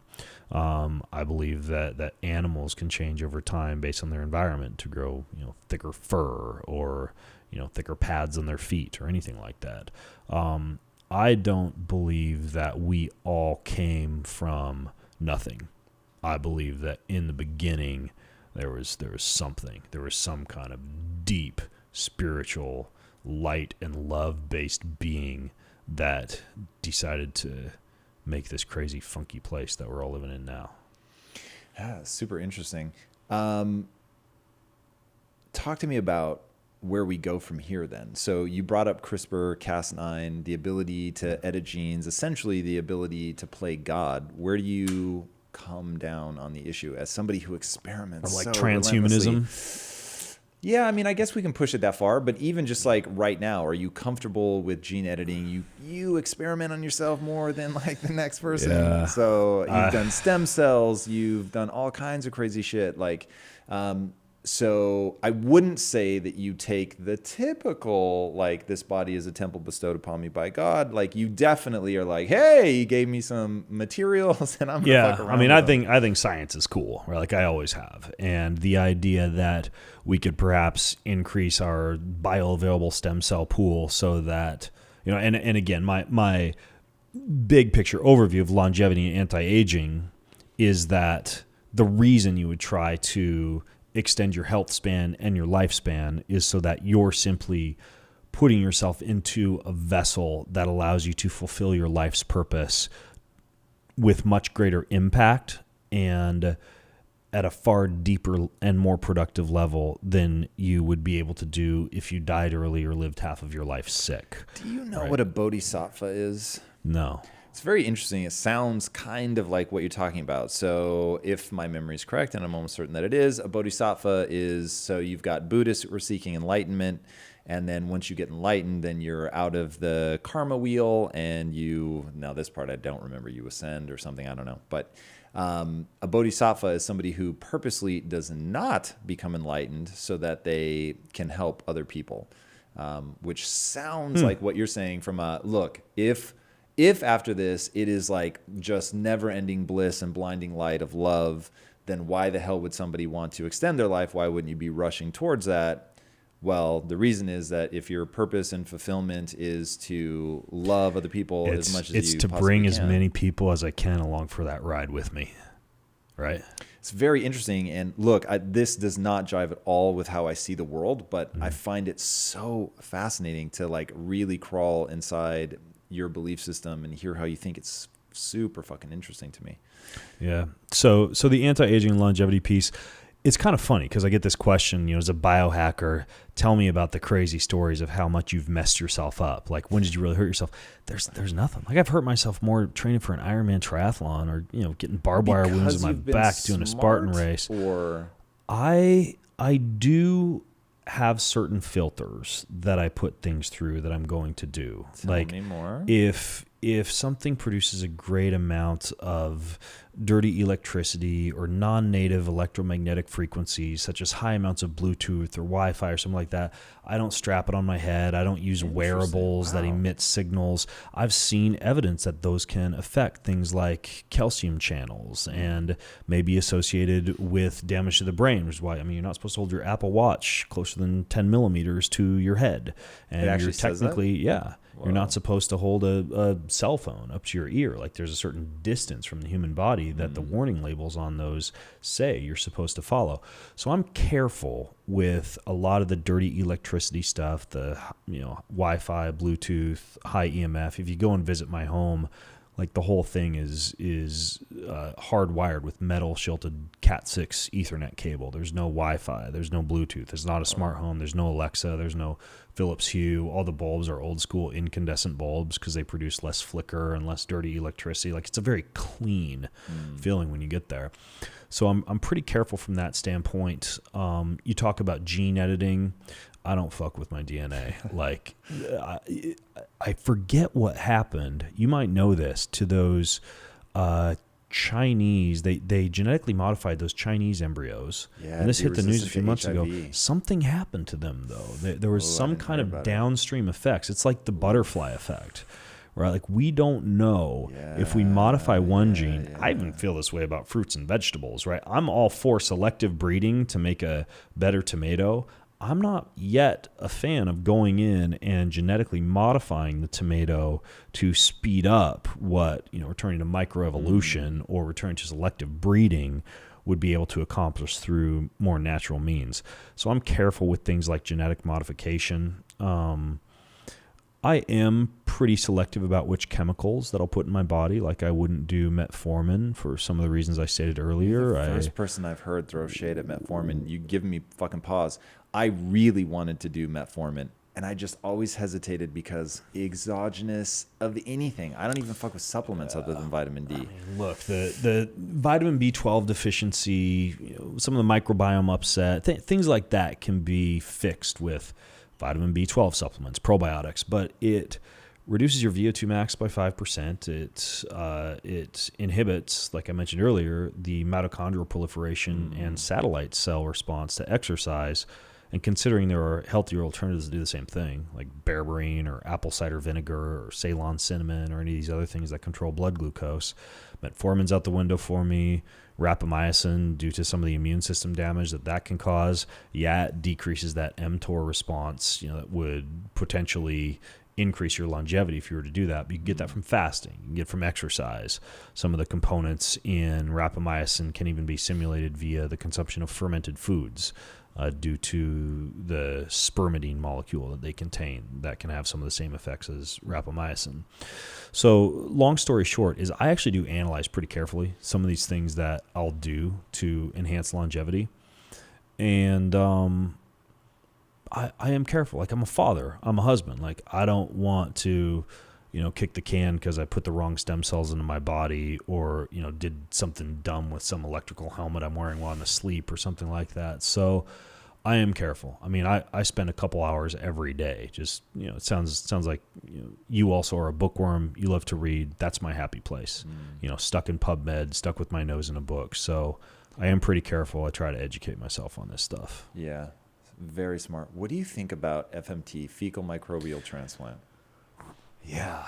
So this idea of a stool transfer, initially made popular by Jeff Leach, who I think hung himself upside down or did some kind of inoculation while living with the Hazda hunter-gatherer tribe to see if he could pass on some of the resilience of that warrior's gut to himself. And he noted, and I was speaking with him at a conference about this, he said he felt changes in his emotions and his mood and his resilience after he did this. And now we know, and there's a host and a growing body of research showing that if you have gut issues, or you have something like Clostridium difficile, which is a pretty debilitating colon issue, that you can fix that and normalize the biome within a few hours after either consuming an encapsulated form of stool from a healthy donor or inoculating yourself via an enema with with healthy stool donor, or going to an actual certified medical clinic like the Taymount Clinic in Britain or the Bahamas, and actually having this overseen under medical supervision, which from what I understand at this point, based on the legality in the U.S., is something you'd have to do, travel overseas if you wanted a doctor to oversee. But there are all these underground websites now where you can get a stool from a healthy donor and instructions, and it's not rocket science. Like, you can encapsulate it and swallow it, which appears to be as effective as inoculating it up your backside and using it as an enema. But I think that, especially for people with a very unbalanced microbiome, if you can get stool from a healthy donor, it's extremely compelling. Yeah, that's the one. I've been pushing Lisa for a while. There's a couple things I think she needs to try. Because, look, we've gotten to a point where I'll say homeostasis. She's fine. But every now and then, we'll be out eating at a restaurant, and they probably mix the oil or something like that. So even though she says olive oil only, it ends up being like partly vegetable oil, and it just ends up being a fucking nightmare. And she's doubled over in pain for 2 days. It sucks.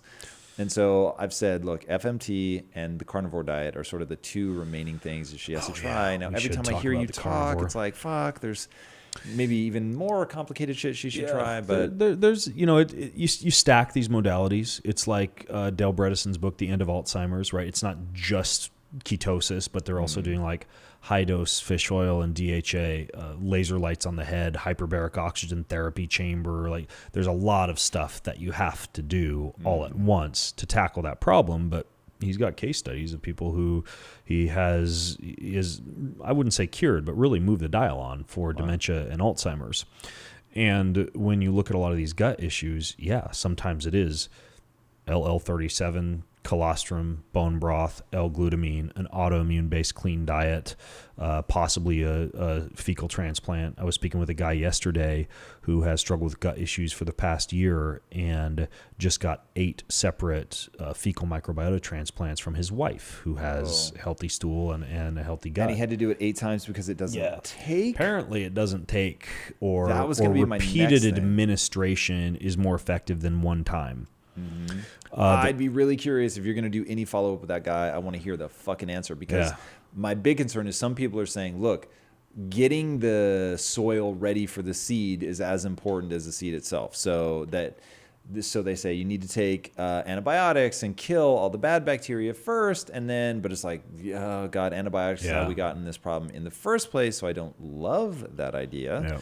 And then thinking about people who take probiotics, it's like, if you're not taking prebiotics as well, then they may not stay, and it's you have to seed and feed or whatever. Many of them will not survive the acidic nature of the gut. That's why I think doing it under a medically supervised or at a medically supervised clinic, like the Taymount Clinic is the one I know of that's the best. Taymount, but it's like a 7 to 10 day trip. England, and I think they have a sister clinic in the Bahamas. Good news is my wife is from England, so there you go. All is easy well. Peasy. Then the carnivore diet is interesting. I mean, you briefly alluded to it, and you said you have what'd you call it, a lazy? I do a lazy man's carnivore diet, and it's awesome. I feel like $1,000,000. Me too. When I'm at home, my diet is very simple, and I call it the bastardized version of the carnivore diet. It might be similar to yours. So I eat animal meats nose to tail. So I'm not just, because methionine, which you get just from the ribeye and the steak and the meat, that when it's not balanced out with glycine actually can have an inflammatory effect and may accelerate aging. So, see, that's where when you get into I don't have inflammatory problems when I'm eating like that. But I do worry that there's something going on unseen. And you're missing out on the proper balance of what you would get. It's kind of like tomatoes, right? We know that you get more of the lycopene from the tomato when you eat the whole tomato versus when you eat the isolated supplement lycopene. So when you eat the whole animal, nose to tail, you're getting the glycine, you're getting the methionine, you're getting more of the collagen, the different amino acid blends, you're getting more of the micronutrients from the liver and some of the organ meats. So the idea is you either take supplements, like I was talking about earlier, like the encapsulated version of the organ meats, then just eat your meat, or you order from US Wellness Meats or one of these other websites where you can order really good organ meats, and you eat nose to tail. So when I'm at home, I eat nose to tail organ meats. I eat I'm a big customer of Wild Planet sardines. Like I get a ton of their sardines, anchovies, mackerel, herring, salmon, like all these good, clean, low metal fish. Those are the staples. And then in addition to that, I do bone broth, cup of coffee in the morning, glass of wine at night. And then because I'm athletic and I need some carbohydrates, I do almost all underground storage organs or tubers, like sweet potato. Underground storage organs. That's the term that anthropologists give to like this very ancestral form of carbohydrate that burns super clean, especially if you don't consume it with the skins on it. Right. So I'll do like examples, like pureed pumpkin and pureed sweet potato. I buy those like the BPA-free. Can I have Japanese sweet potato? Organic canned version, Japanese sweet potato, purple potato. So good. And I do a little bit of raw honey and salt on those. Wow. Right. So nose to tail, meat, fish, bone broth, little coffee, little wine, and underground storage organs. And when I travel, that goes out the window. When I travel, I was at Erewhon earlier eating buffalo cauliflower and spaghetti squash lasagna because I'm a foodie. Right? And I still eat clean when I travel. But at home, I kind of push the reboot button. I eat very simple, very clean. And I can tell you, even though my happiness and my entertainment level of food is a little bit higher when, in Japan eating sushi or, down here eating some of these crazy California cuisines, when I'm at home, like it's so simple and so clean and so easy. And if I ever had autoimmune disease, of all the different diets I would go to, it would be a nose to tail organ meat based diet, just because like there's so few immune system assailants in that diet. Yeah. I haven't done anything that I would say even mildly approaching scientific, but I love the idea of not eating animals I love me some animals, so it'd be great if I didn't need to eat them. And so I started doing a very sloppy, primarily vegetable diet. I've never gone vegetarian. That would be a very misleading lie. But I started feeling worse. So I was trying to work my way to doing a vegetarian thing. I just didn't feel great. So I was like, look, I get it. There's a transition period and all that. But it was so easy, like just going back to a primarily meat-based diet. I feel fucking awesome. And keeping in mind, that's not like, that's what I grew up with. I grew up eating the standard American diet, eating trash, eating Me too. fucking Pop-Tarts and bagels and toast and French toast. And I never did Captain macaroni Crunch, and cheese. Captain Pop-Tarts. Crunch was my jam. In fact, shame on you. It's Cap'n Crunch. Cap'n Crunch, peanut butter Cap'n Crunch. Cap'n Crunch in the Make your world. roof of your mouth all itchy. Yes. Everything. It was glorious. Yeah. My salads were iceberg lettuce floating in ranch dressing. Correct. The works. 100% correct, except, of course, just so many croutons. Yeah. All the croutons in the world. The big Costco croutons, Correct. The giant ones. We used to buy popcorn by a bag the size of a bean bag from Costco. It was amazing. My mom used to go to McDonald's on 29-cent hamburger, 39-cent cheeseburger bag. And she'd fill the back of the Suburban with these white greasy bags, take them home, put them in the fridge, and that's what we'd feed on for like the next 5 days. I like your mom already. Yeah. There was a period in my life where I subsisted on 3 for 99-cent Tina burritos, which I don't even know if they make them anymore. They were god-awful, but they were so cheap I loved them to the end of time. And then the McDonald's, now I guess called the value menu. Back then it was called the 99-cent menu. And we used to just go crazy because you could get those burgers for, it was 2 or 3 for 99 cents. I mean, it was just It was amazing. That's the next big wave, I think, for companies to do well in the health food space is to reinvent healthy versions of all these comfort foods. Like do a Kraft macaroni and cheese that's the same shape of the noodle, the same color, right? But you're flavoring it with turmeric and it's like a rice noodle, and do a Captain Crunch, but it's, some kind of, I don't know, almond butter flavoring and high protein, low carb, or that was literally the thesis at Quest. Like, really? Find foods that people, they're going to eat anyway. All the things that get people in trouble. Like it's not an accident that we came out with cookies and chips and all that stuff. So the absolute goal is just to take all the bad food. I predict, mark my words, I predict that you guys will be successful with that company. Well, thank you. That is a very good prediction. I would say that's relatively safe. But yeah, that was the whole idea, man. It was like when I was thinking about my mom and my sister, I was like, all right, what food are they going to eat anyway? Because my whole thing is don't try to change behavior, try to leverage it. Mm-hmm. So if I know you're going to eat chips anyway, what if I could make chips that you chose based on taste and they happen to be good for you? So that you're just choosing them because you think they're rad and they're in that form factor. Because look, there are companies that spent billions of dollars figuring out things like vanishing caloric density and all that stuff to make sure that stuff tastes awesome, that it makes you want to come back for more, all of that. And then what if you could take somebody that actually understood the ingredients and the metabolic effects, but use all of those things so that you would be as drawn to or more drawn to our stuff than you would be to something that's bad for you. And there we are, we're made of ingredients that are actually good for you and healthy. And that was the whole idea. I dig it. Yep. Very, very powerful. Are you working on any new books?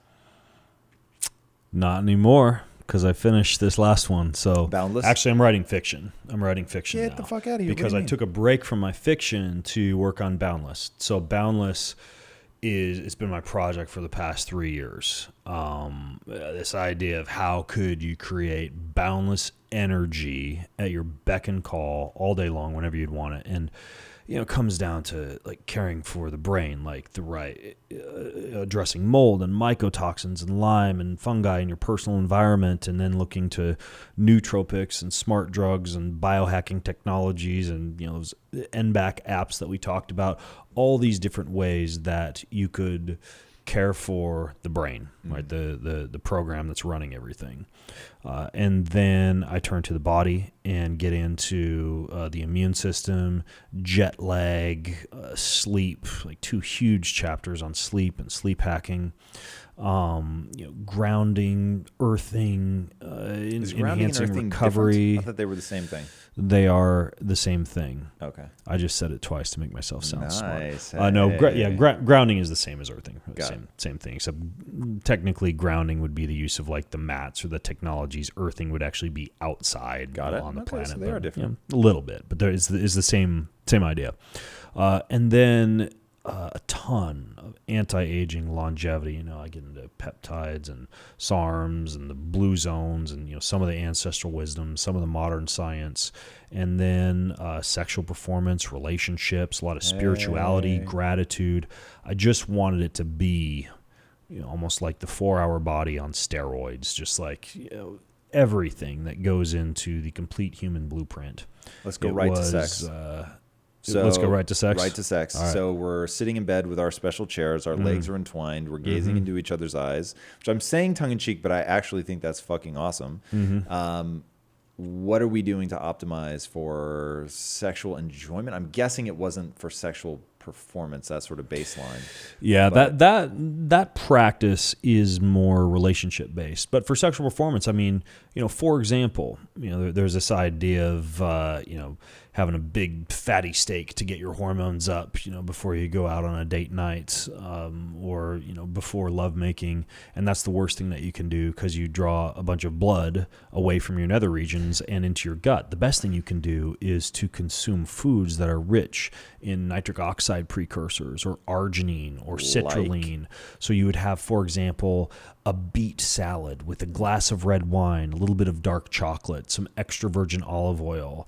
Watermelon is another great example. I love watermelon. Cubed watermelons and beets. So like this very light blood flow enhancing meal. The same type of thing that you'd use if you wanted to increase vascularity, right? Or look good at the beach, right? Like that's watermelon, beets, extra virgin olive oil, pumpkin seeds, arugula is very good for this. Specifically the seeds. Yeah, pumpkin seeds for the arginine and the citrulline. Baked? Can I bake them? You could bake pumpkin seeds bake with fucking pumpkin seeds. cinnamon? It's What do pretty people good. put on them? We're kind of in the delicious. season for that right now. Yeah, We are little very cinnamon, little much. sea salt.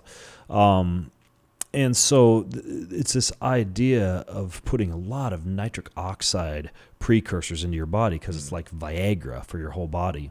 And then there are other things that you can do that are kind of cool little hacks, like nitroglycerin cream. Have you ever used that?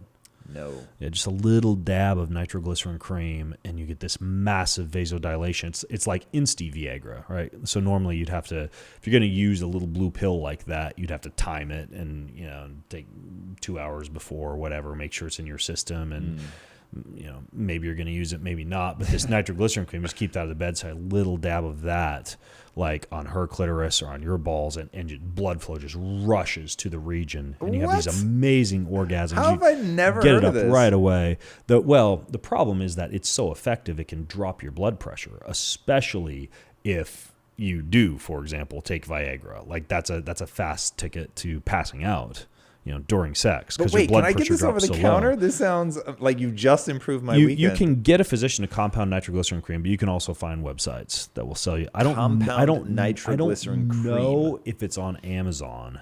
It might be, but nitroglycerin, another really, really good one, and this is something that you would have to get compounded by a doctor, but it makes sex absolutely amazing. Is a ketamine oxytocin spray. Ketamine as in like ketamine, Ketamine is K-hole ketamine? as in K-hole ketamine. But we're Okay. talking about small amounts. You get a slight release of inhibitions, and Where did I just spray it? and it's intranasal. Okay. Same as that C-Max stuff, And it that's was, sorry, it was riboglycine stuff. Ketamine and what? Ketamine and oxytocin, Oh, shit. the trust hormone. Yes. That you wouldn't want in your body if you're going to go negotiate to buy a used car or something like that, because it makes you I wouldn't incredibly want it, but I would trusting want them to have and some. incredibly loving. Yes. Not Where all the fuck do you get this stuff? Not all the after effects of like MDMA, which has a similar effect, but longer lived, and it depletes your serotonin, your 5-HTP a lot more. But the cool thing about oxytocin is it also makes any touches on the skin feel absolutely amazing. So Where all do your you sensory get perception this? goes through the roof. I have a doctor who prescribes it for me. He calls it his K spray. If you ask me afterwards, I can connect you with somebody who can get you a prescription. This sounds amazing. But it's far, because I've used ketamine intranasally by itself. Ketamine plus oxytocin is a whole different wild ride. And the other thing I told you about the nitroglycerin cream, that's handy to have on hand for this, because ketamine can cause a little bit of droopy dick. Right? But you can overcome that. You just need a few things on hand with the nitroglycerin. That's crazy. Nitroglycerin isn't extremely explosive. I think that's if it's in dynamite. Okay. Might not be the expert on this. I don't want anybody to blow up their penis, but so far mine has not Yours has exploded. done just fine. Yeah. That stuff is super interesting. Yeah, I mean, you're essentially like biohacking obviously sex asking with for a stuff like friend, that. but my friend is going to be very happy. Yeah, I'll hook you up later on. But yeah, so I just cover soup to nuts, everything in Boundless. And when I turned it into the publisher, it was 1,200 pages. We cut it down to 608 pages.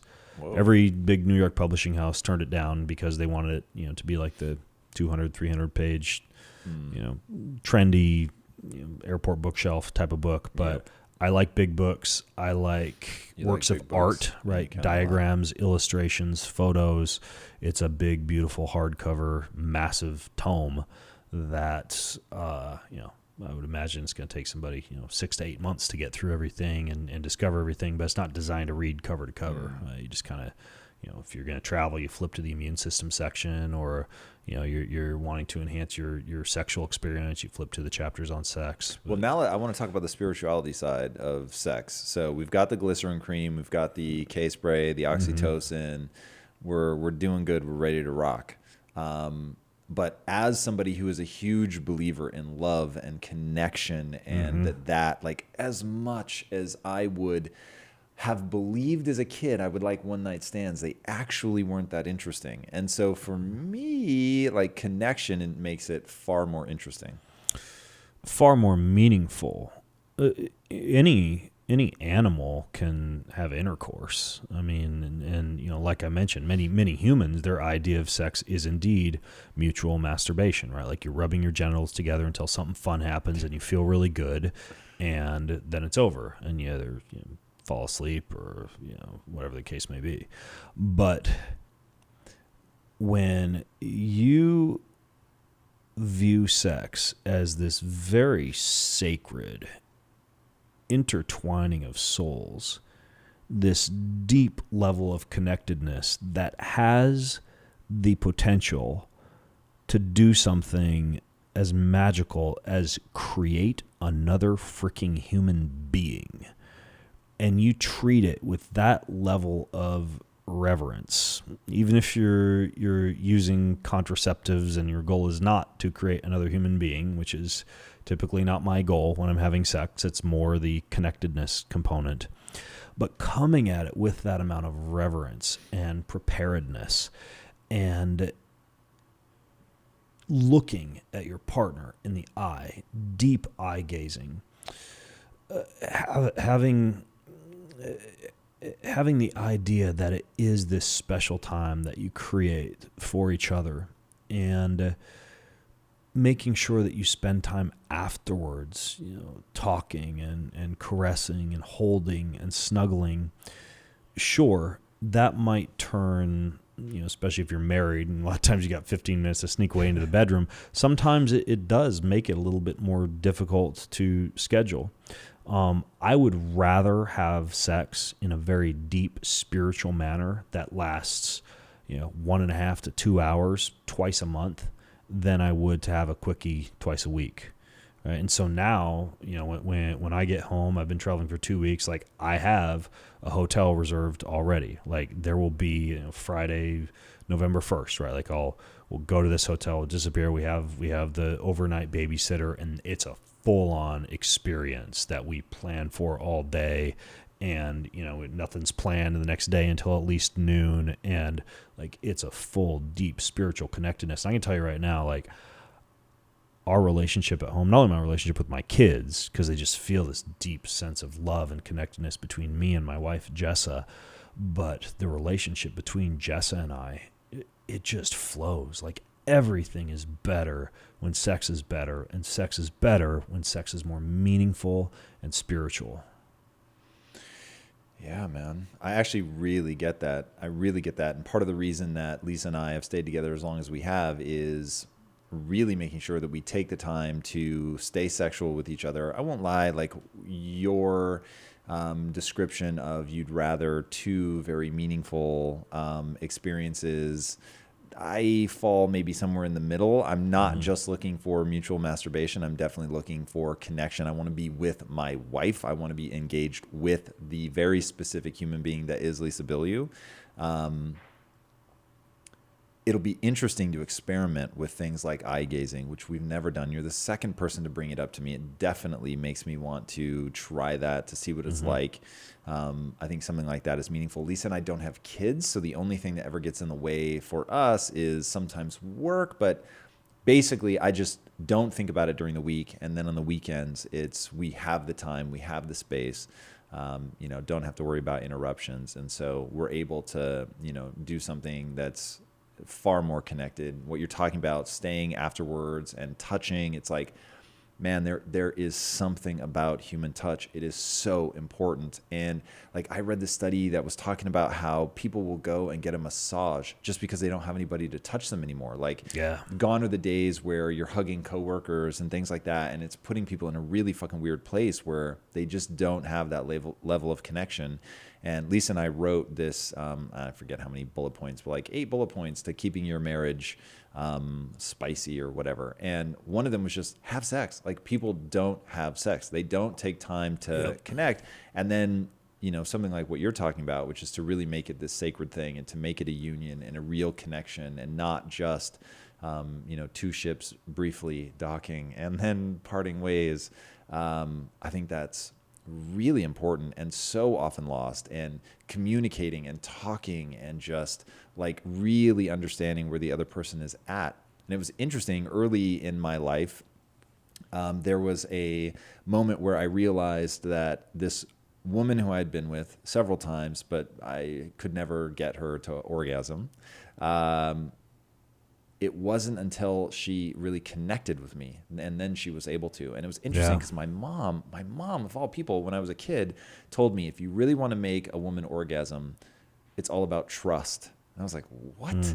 And my mom making that offhanded comment made me think, I really need to read Cosmo magazine. I need to because that was so foreign from how a 15-year-old boy fantasizes about what sex is going to be like, that I was like, okay, wait a second. Like that, it was like so jarring that it slapped me awake kind of. And I thought, okay, like that is so far outside of what I understand that let me really try to conceive of this from my partner's perspective. And when I was a teacher in film school, I always used to tell students, you have two choices before you as an artist. Option number one, masturbate and make movies only for yourself.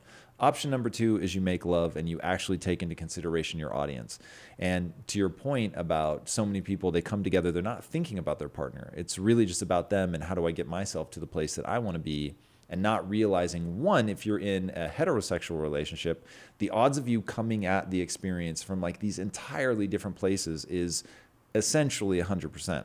And so for you to really be able to take your partner somewhere where they're going to experience something hopefully beyond the physical, something to a level of connection, that sort of deep wellspring of awe that exists in the human experience, even though you and I sort of see like the origin of humans differently, I think we both share that glimpse into true wonder of just like jaw on the floor, like, fuck, I can't believe that this is the experience I get to enjoy.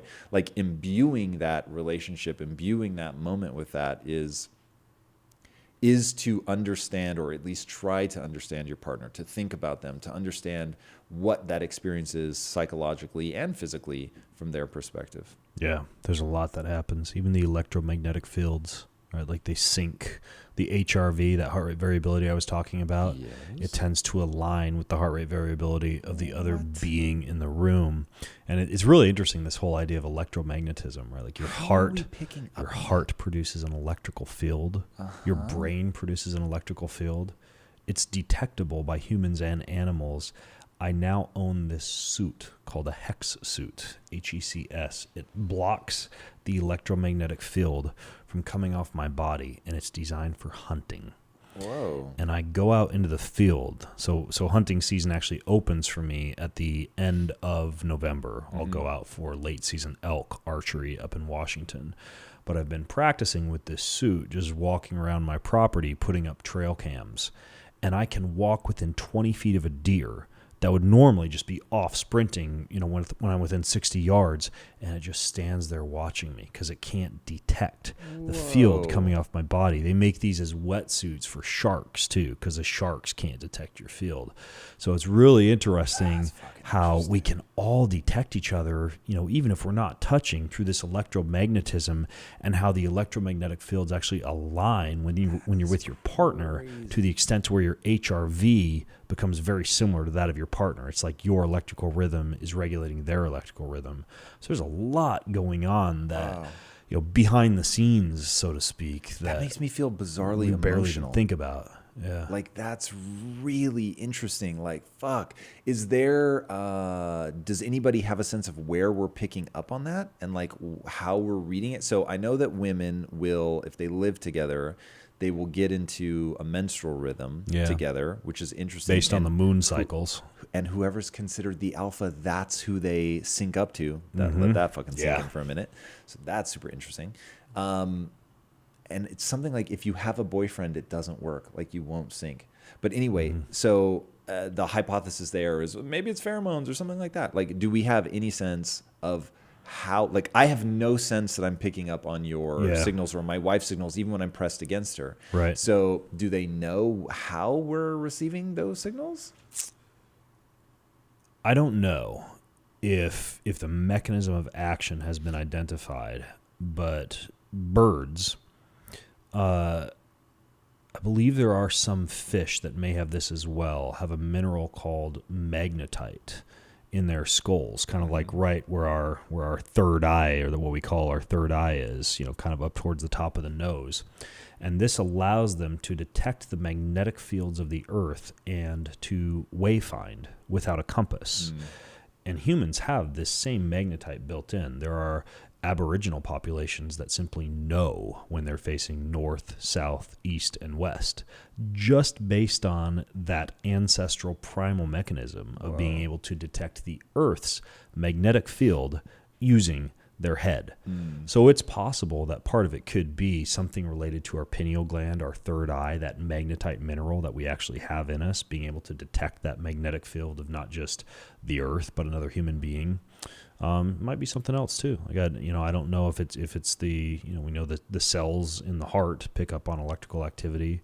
We know the entire body relies upon electrochemical gradients. So it's possible that this electrical field that's being generated is being somehow picked up by the cells of the body.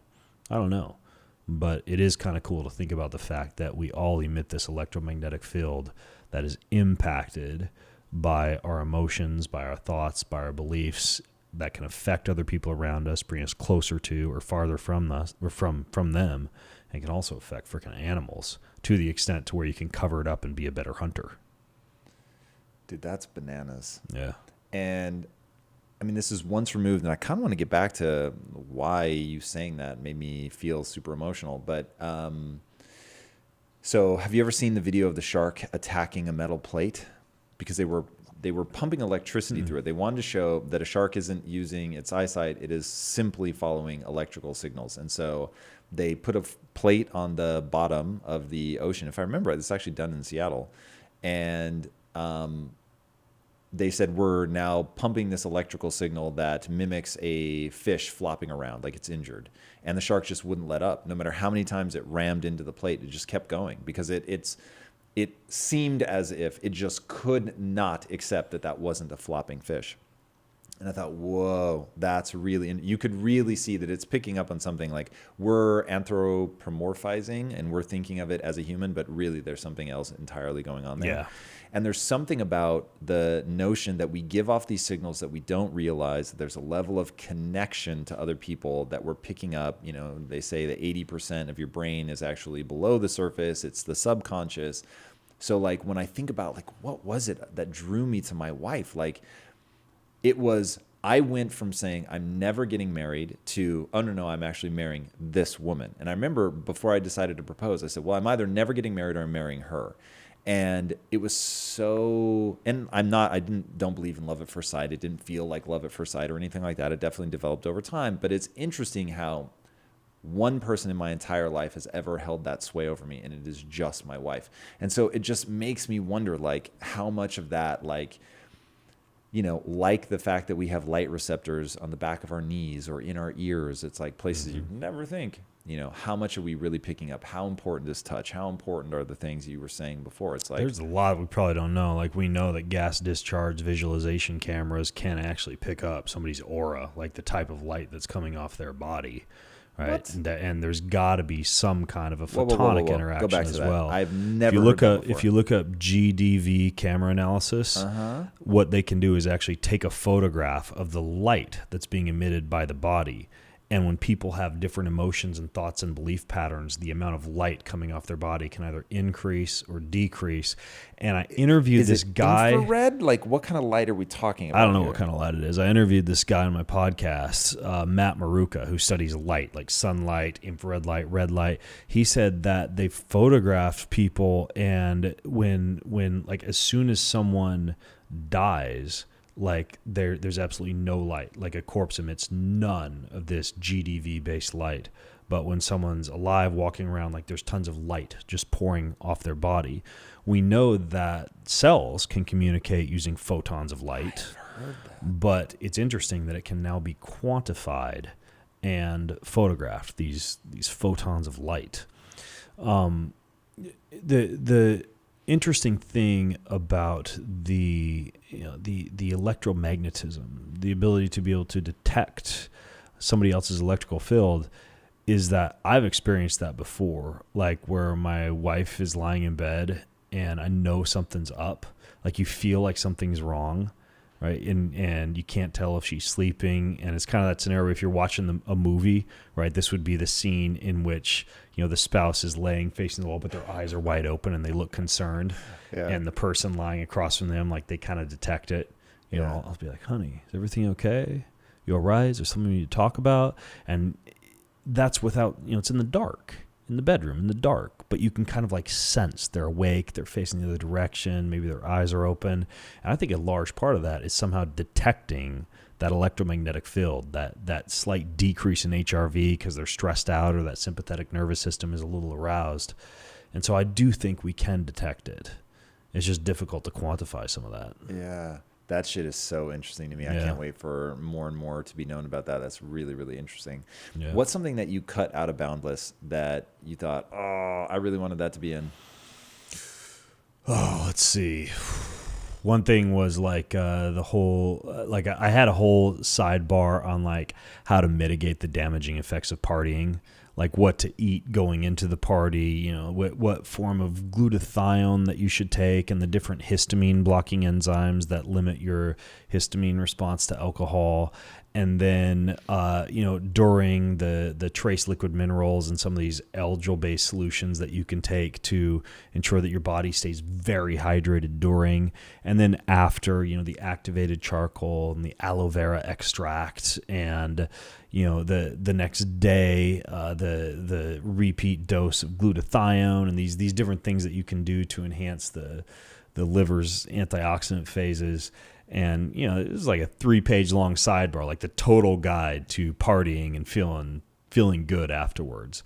And, the publisher will come to me for a section like that and just be like, this is interesting, but, it might be a little much. We don't know how many people reading this book are off at raves and, party animals and, Vegas junkies. That might be fair. So everything, though, lives on. Like I put everything. So the website's boundlessbook.com for the book. And it left everything alive on that website as like bonus material when you get the book. So it's not like I had to say goodbye to my babies as much as move them out of the limelight a little bit and maintain the more important stuff in the book. Now, you said that you're writing fiction now? Yeah. Tell me more about that. As a matter of fact, the wingless dragons in book 1, which comes out actually in December. Book 1 is called The Forest. It's part of a 5-book series called the World Leapers series, in which these children can leap from world to world and have power over the elements. Like one has power over water, another over earth, another over water, and another over fire. And each of the different worlds, the first world is a forest world.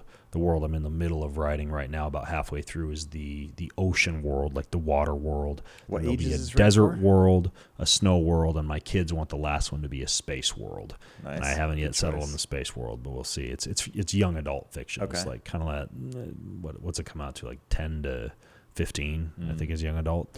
In book 1, though, The Forest, the wingless dragons, they detect their prey using electromagnetism in their snouts, which I actually got after having learned what you told me about sharks.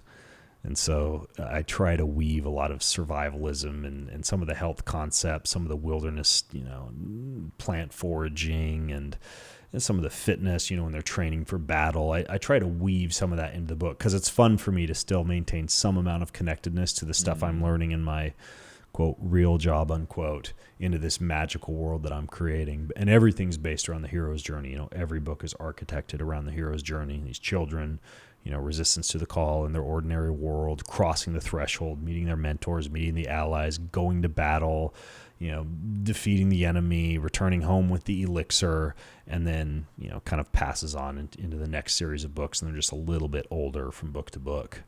What made you want to write fiction? I've always written fiction. I've absolutely loved it. There's been times in my life when I haven't had time to do it. Are you already a published fiction writer? No, aside from like short stories in magazines, for example. When I was a kid, I used to do tons of short stories and submitted to all these different magazines. And I wrote a novel, when I was 13, this big fantasy fiction novel, and never published it. I published book 1 of the World Leaper series last year, but just very small launch. I did like my own small print run for my kids and their friends in the school library. But I actually have my own imprint now, and I'm doing a big print run and getting ready for this December launch so that parents can order it in time for Christmas of the forest. And then the ocean will come after that. So, that's so cool. Yeah. I mean, I don't know how much you know about my whole thesis about the impact. So the reason it's called impact theory is because what I found was I was working in the inner cities a lot, and I would just tell people, think like this, act like this, and 2% of them would, and it changed their life forever as it had changed mine. I really had to learn how to think in a new way to become an entrepreneur. And so I don't have entrepreneurial instincts. I wasn't raised like an entrepreneur or anything. It just ultimately ended up being a learnable skill. And in trying, once you learn something and you realize, okay, I'm not that special, but I've been able to do something extraordinary with my life. How do I pass that on? And at Quest, we had at one point 3,000 employees. About 1,000 of them grew up in the inner cities. Their frame of reference was just absolutely fucked. It just didn't make any sense, and it was never going to lead them anywhere interesting. So I thought, okay, I recognize the path that they're on. It's very similar to the path that I was on. So if I can learn these things that took me down a different direction, then I should be able to teach them. And so we started calling it Quest University, and I was trying to teach people like how to think, and I wrote the 25-point bullet belief system and like all this stuff, trying to give them the thought patterns that they would need to go on and learn the skills that they would need to do whatever they want, to work at Quest and rise up, go to another company, start a company, whatever they wanted to do. And I was really distressed that 98% of people did nothing with the information, and 2% it was life-changing, but that's a very small number. So I started asking, okay, what would it take, no bullshit, what would it take to reach the 98% of people? And talk to neuroscientists, look at studies, data, all of it's going to tell you that the way that humans assimilate truly disruptive information is through narrative. So you hit people at a limbic level, you get them to have an emotional reaction, then all of a sudden it's like, okay, cool, I can drink this information in. If you talk to Jordan Peterson and the way that he comes at it, very archetypal, like you're talking about, there are just certain things that we're wired to take in a certain way. Humans are meaning-making machines, so obviously we have all of this neural circuitry for making sense of the world through metaphor and all of that. It's, great for heuristics to understand how to navigate your way in the world in a very socially complex world, in a very dangerous world for the vast majority of the human time span. So it's like, okay, cool. One, that's my first passion anyway. So the fact that road led me back to something that I already am good at and I love, I thought, okay, if that's really true, can we create this sort of graduation system? So you hit people at a limbic level, but you're never going to be able to give them really powerful lessons. You'll give them what I'll call sort of rootkit things. You can introduce a growth mindset, the hero's journey, but it's like hero's journey's been around for how many thousands of years, has not exactly stopped your zip code from becoming the number one predictor of your success, which sadly it is. More than your IQ, the zip code that you grow up in will predict your success. Crazy. So thinking, all right, well, one of the problems that I can solve is mindset. So you get people at a limbic level through narrative, graduate them to a show like this where you're going to encounter people that understand something about their given domain of expertise, and you realize, whoa, I can shape my own body of knowledge. And then our ultimate thing is Impact Theory University. So you graduate your way up. And by the time you get to Impact Theory University, it's just straight curriculum. So you're learning how to build a business, or you're learning how to build the ultimate mindset for success, whatever. So that's our sort of 3-step thing. So the reason that we exist is to actually make film and TV and books and video games and all of that stuff. As is in your gift basket, there is our first comic book that hit the market. We have 4 more in active development right now. We're going to be hopefully be turning Neon Future into probably anime. Seems to be the more we're getting more interest in that. That would be cool. That would be very cool. So working on all of that, have a bunch of projects that we're trying to develop straight for film, but everything is around empowerment. That's it. Hero's journey. It's like all about making sure that a kid cannot get to the age of 15 without at least encountering a growth mindset in a character that they love. Dude, I love it. Plus, I don't have to read the Airplane magazine on the way home now. There you go. I've got comic books. Yes, you do. Yeah. Yes, you do. That's very cool. Yeah. So that is literally the impact theory, is that you can impact people through story far more than anything else. I dig it. So yeah, I'm super intrigued to read, your books. The first one's out, you're saying? The first one is out, but the better printing of it with the gold foil and the insert with the character cards and the better, more detailed map, that is coming out in the first week of December. And then from there, I think the next book should, depending on how quickly I write it, I'm on a 2-sentence a day rule right now. Okay, it's better than 0 sentences a day. It's maintaining momentum, and then now that Boundless is about wrapped up, that'll get increased to hopefully 2,000 words a day. But I am literally at 2 sentences a day right now. Okay. However, I want to have book 2 done by next summer. Wow. Yeah. That is wonderfully aggressive. Yeah. I dig it, man. Well, sign me up. I will read that thing to death. Very excited. I'll send you a copy. Sounds awesome. Thank you, man. Yeah. And thank you for coming today. It is amazing to see you again. You too. You are a colorful man, as always, both with fashion and also with your entire show. I love what you do. It's very dynamic, and I can't wait to read the comic books. And you're just wonderful to talk to, so I appreciate it. Yeah, man. Thank you. I feel the same. Anytime you're in town, let me know. We'll have you back on. Awesome. All right, Thanks brother. for having me, man. Thanks for joining me. All right. Peace out. Thank you, dude. That was a lot of fun. Like right now, I'm supposed to go up for a 2-week hunt for grizzly and Dall sheep and caribou in the Arctic Circle. And I plan on taking no food with me. That will be a bow hunt. I will rely upon fish and plant foraging to get through that.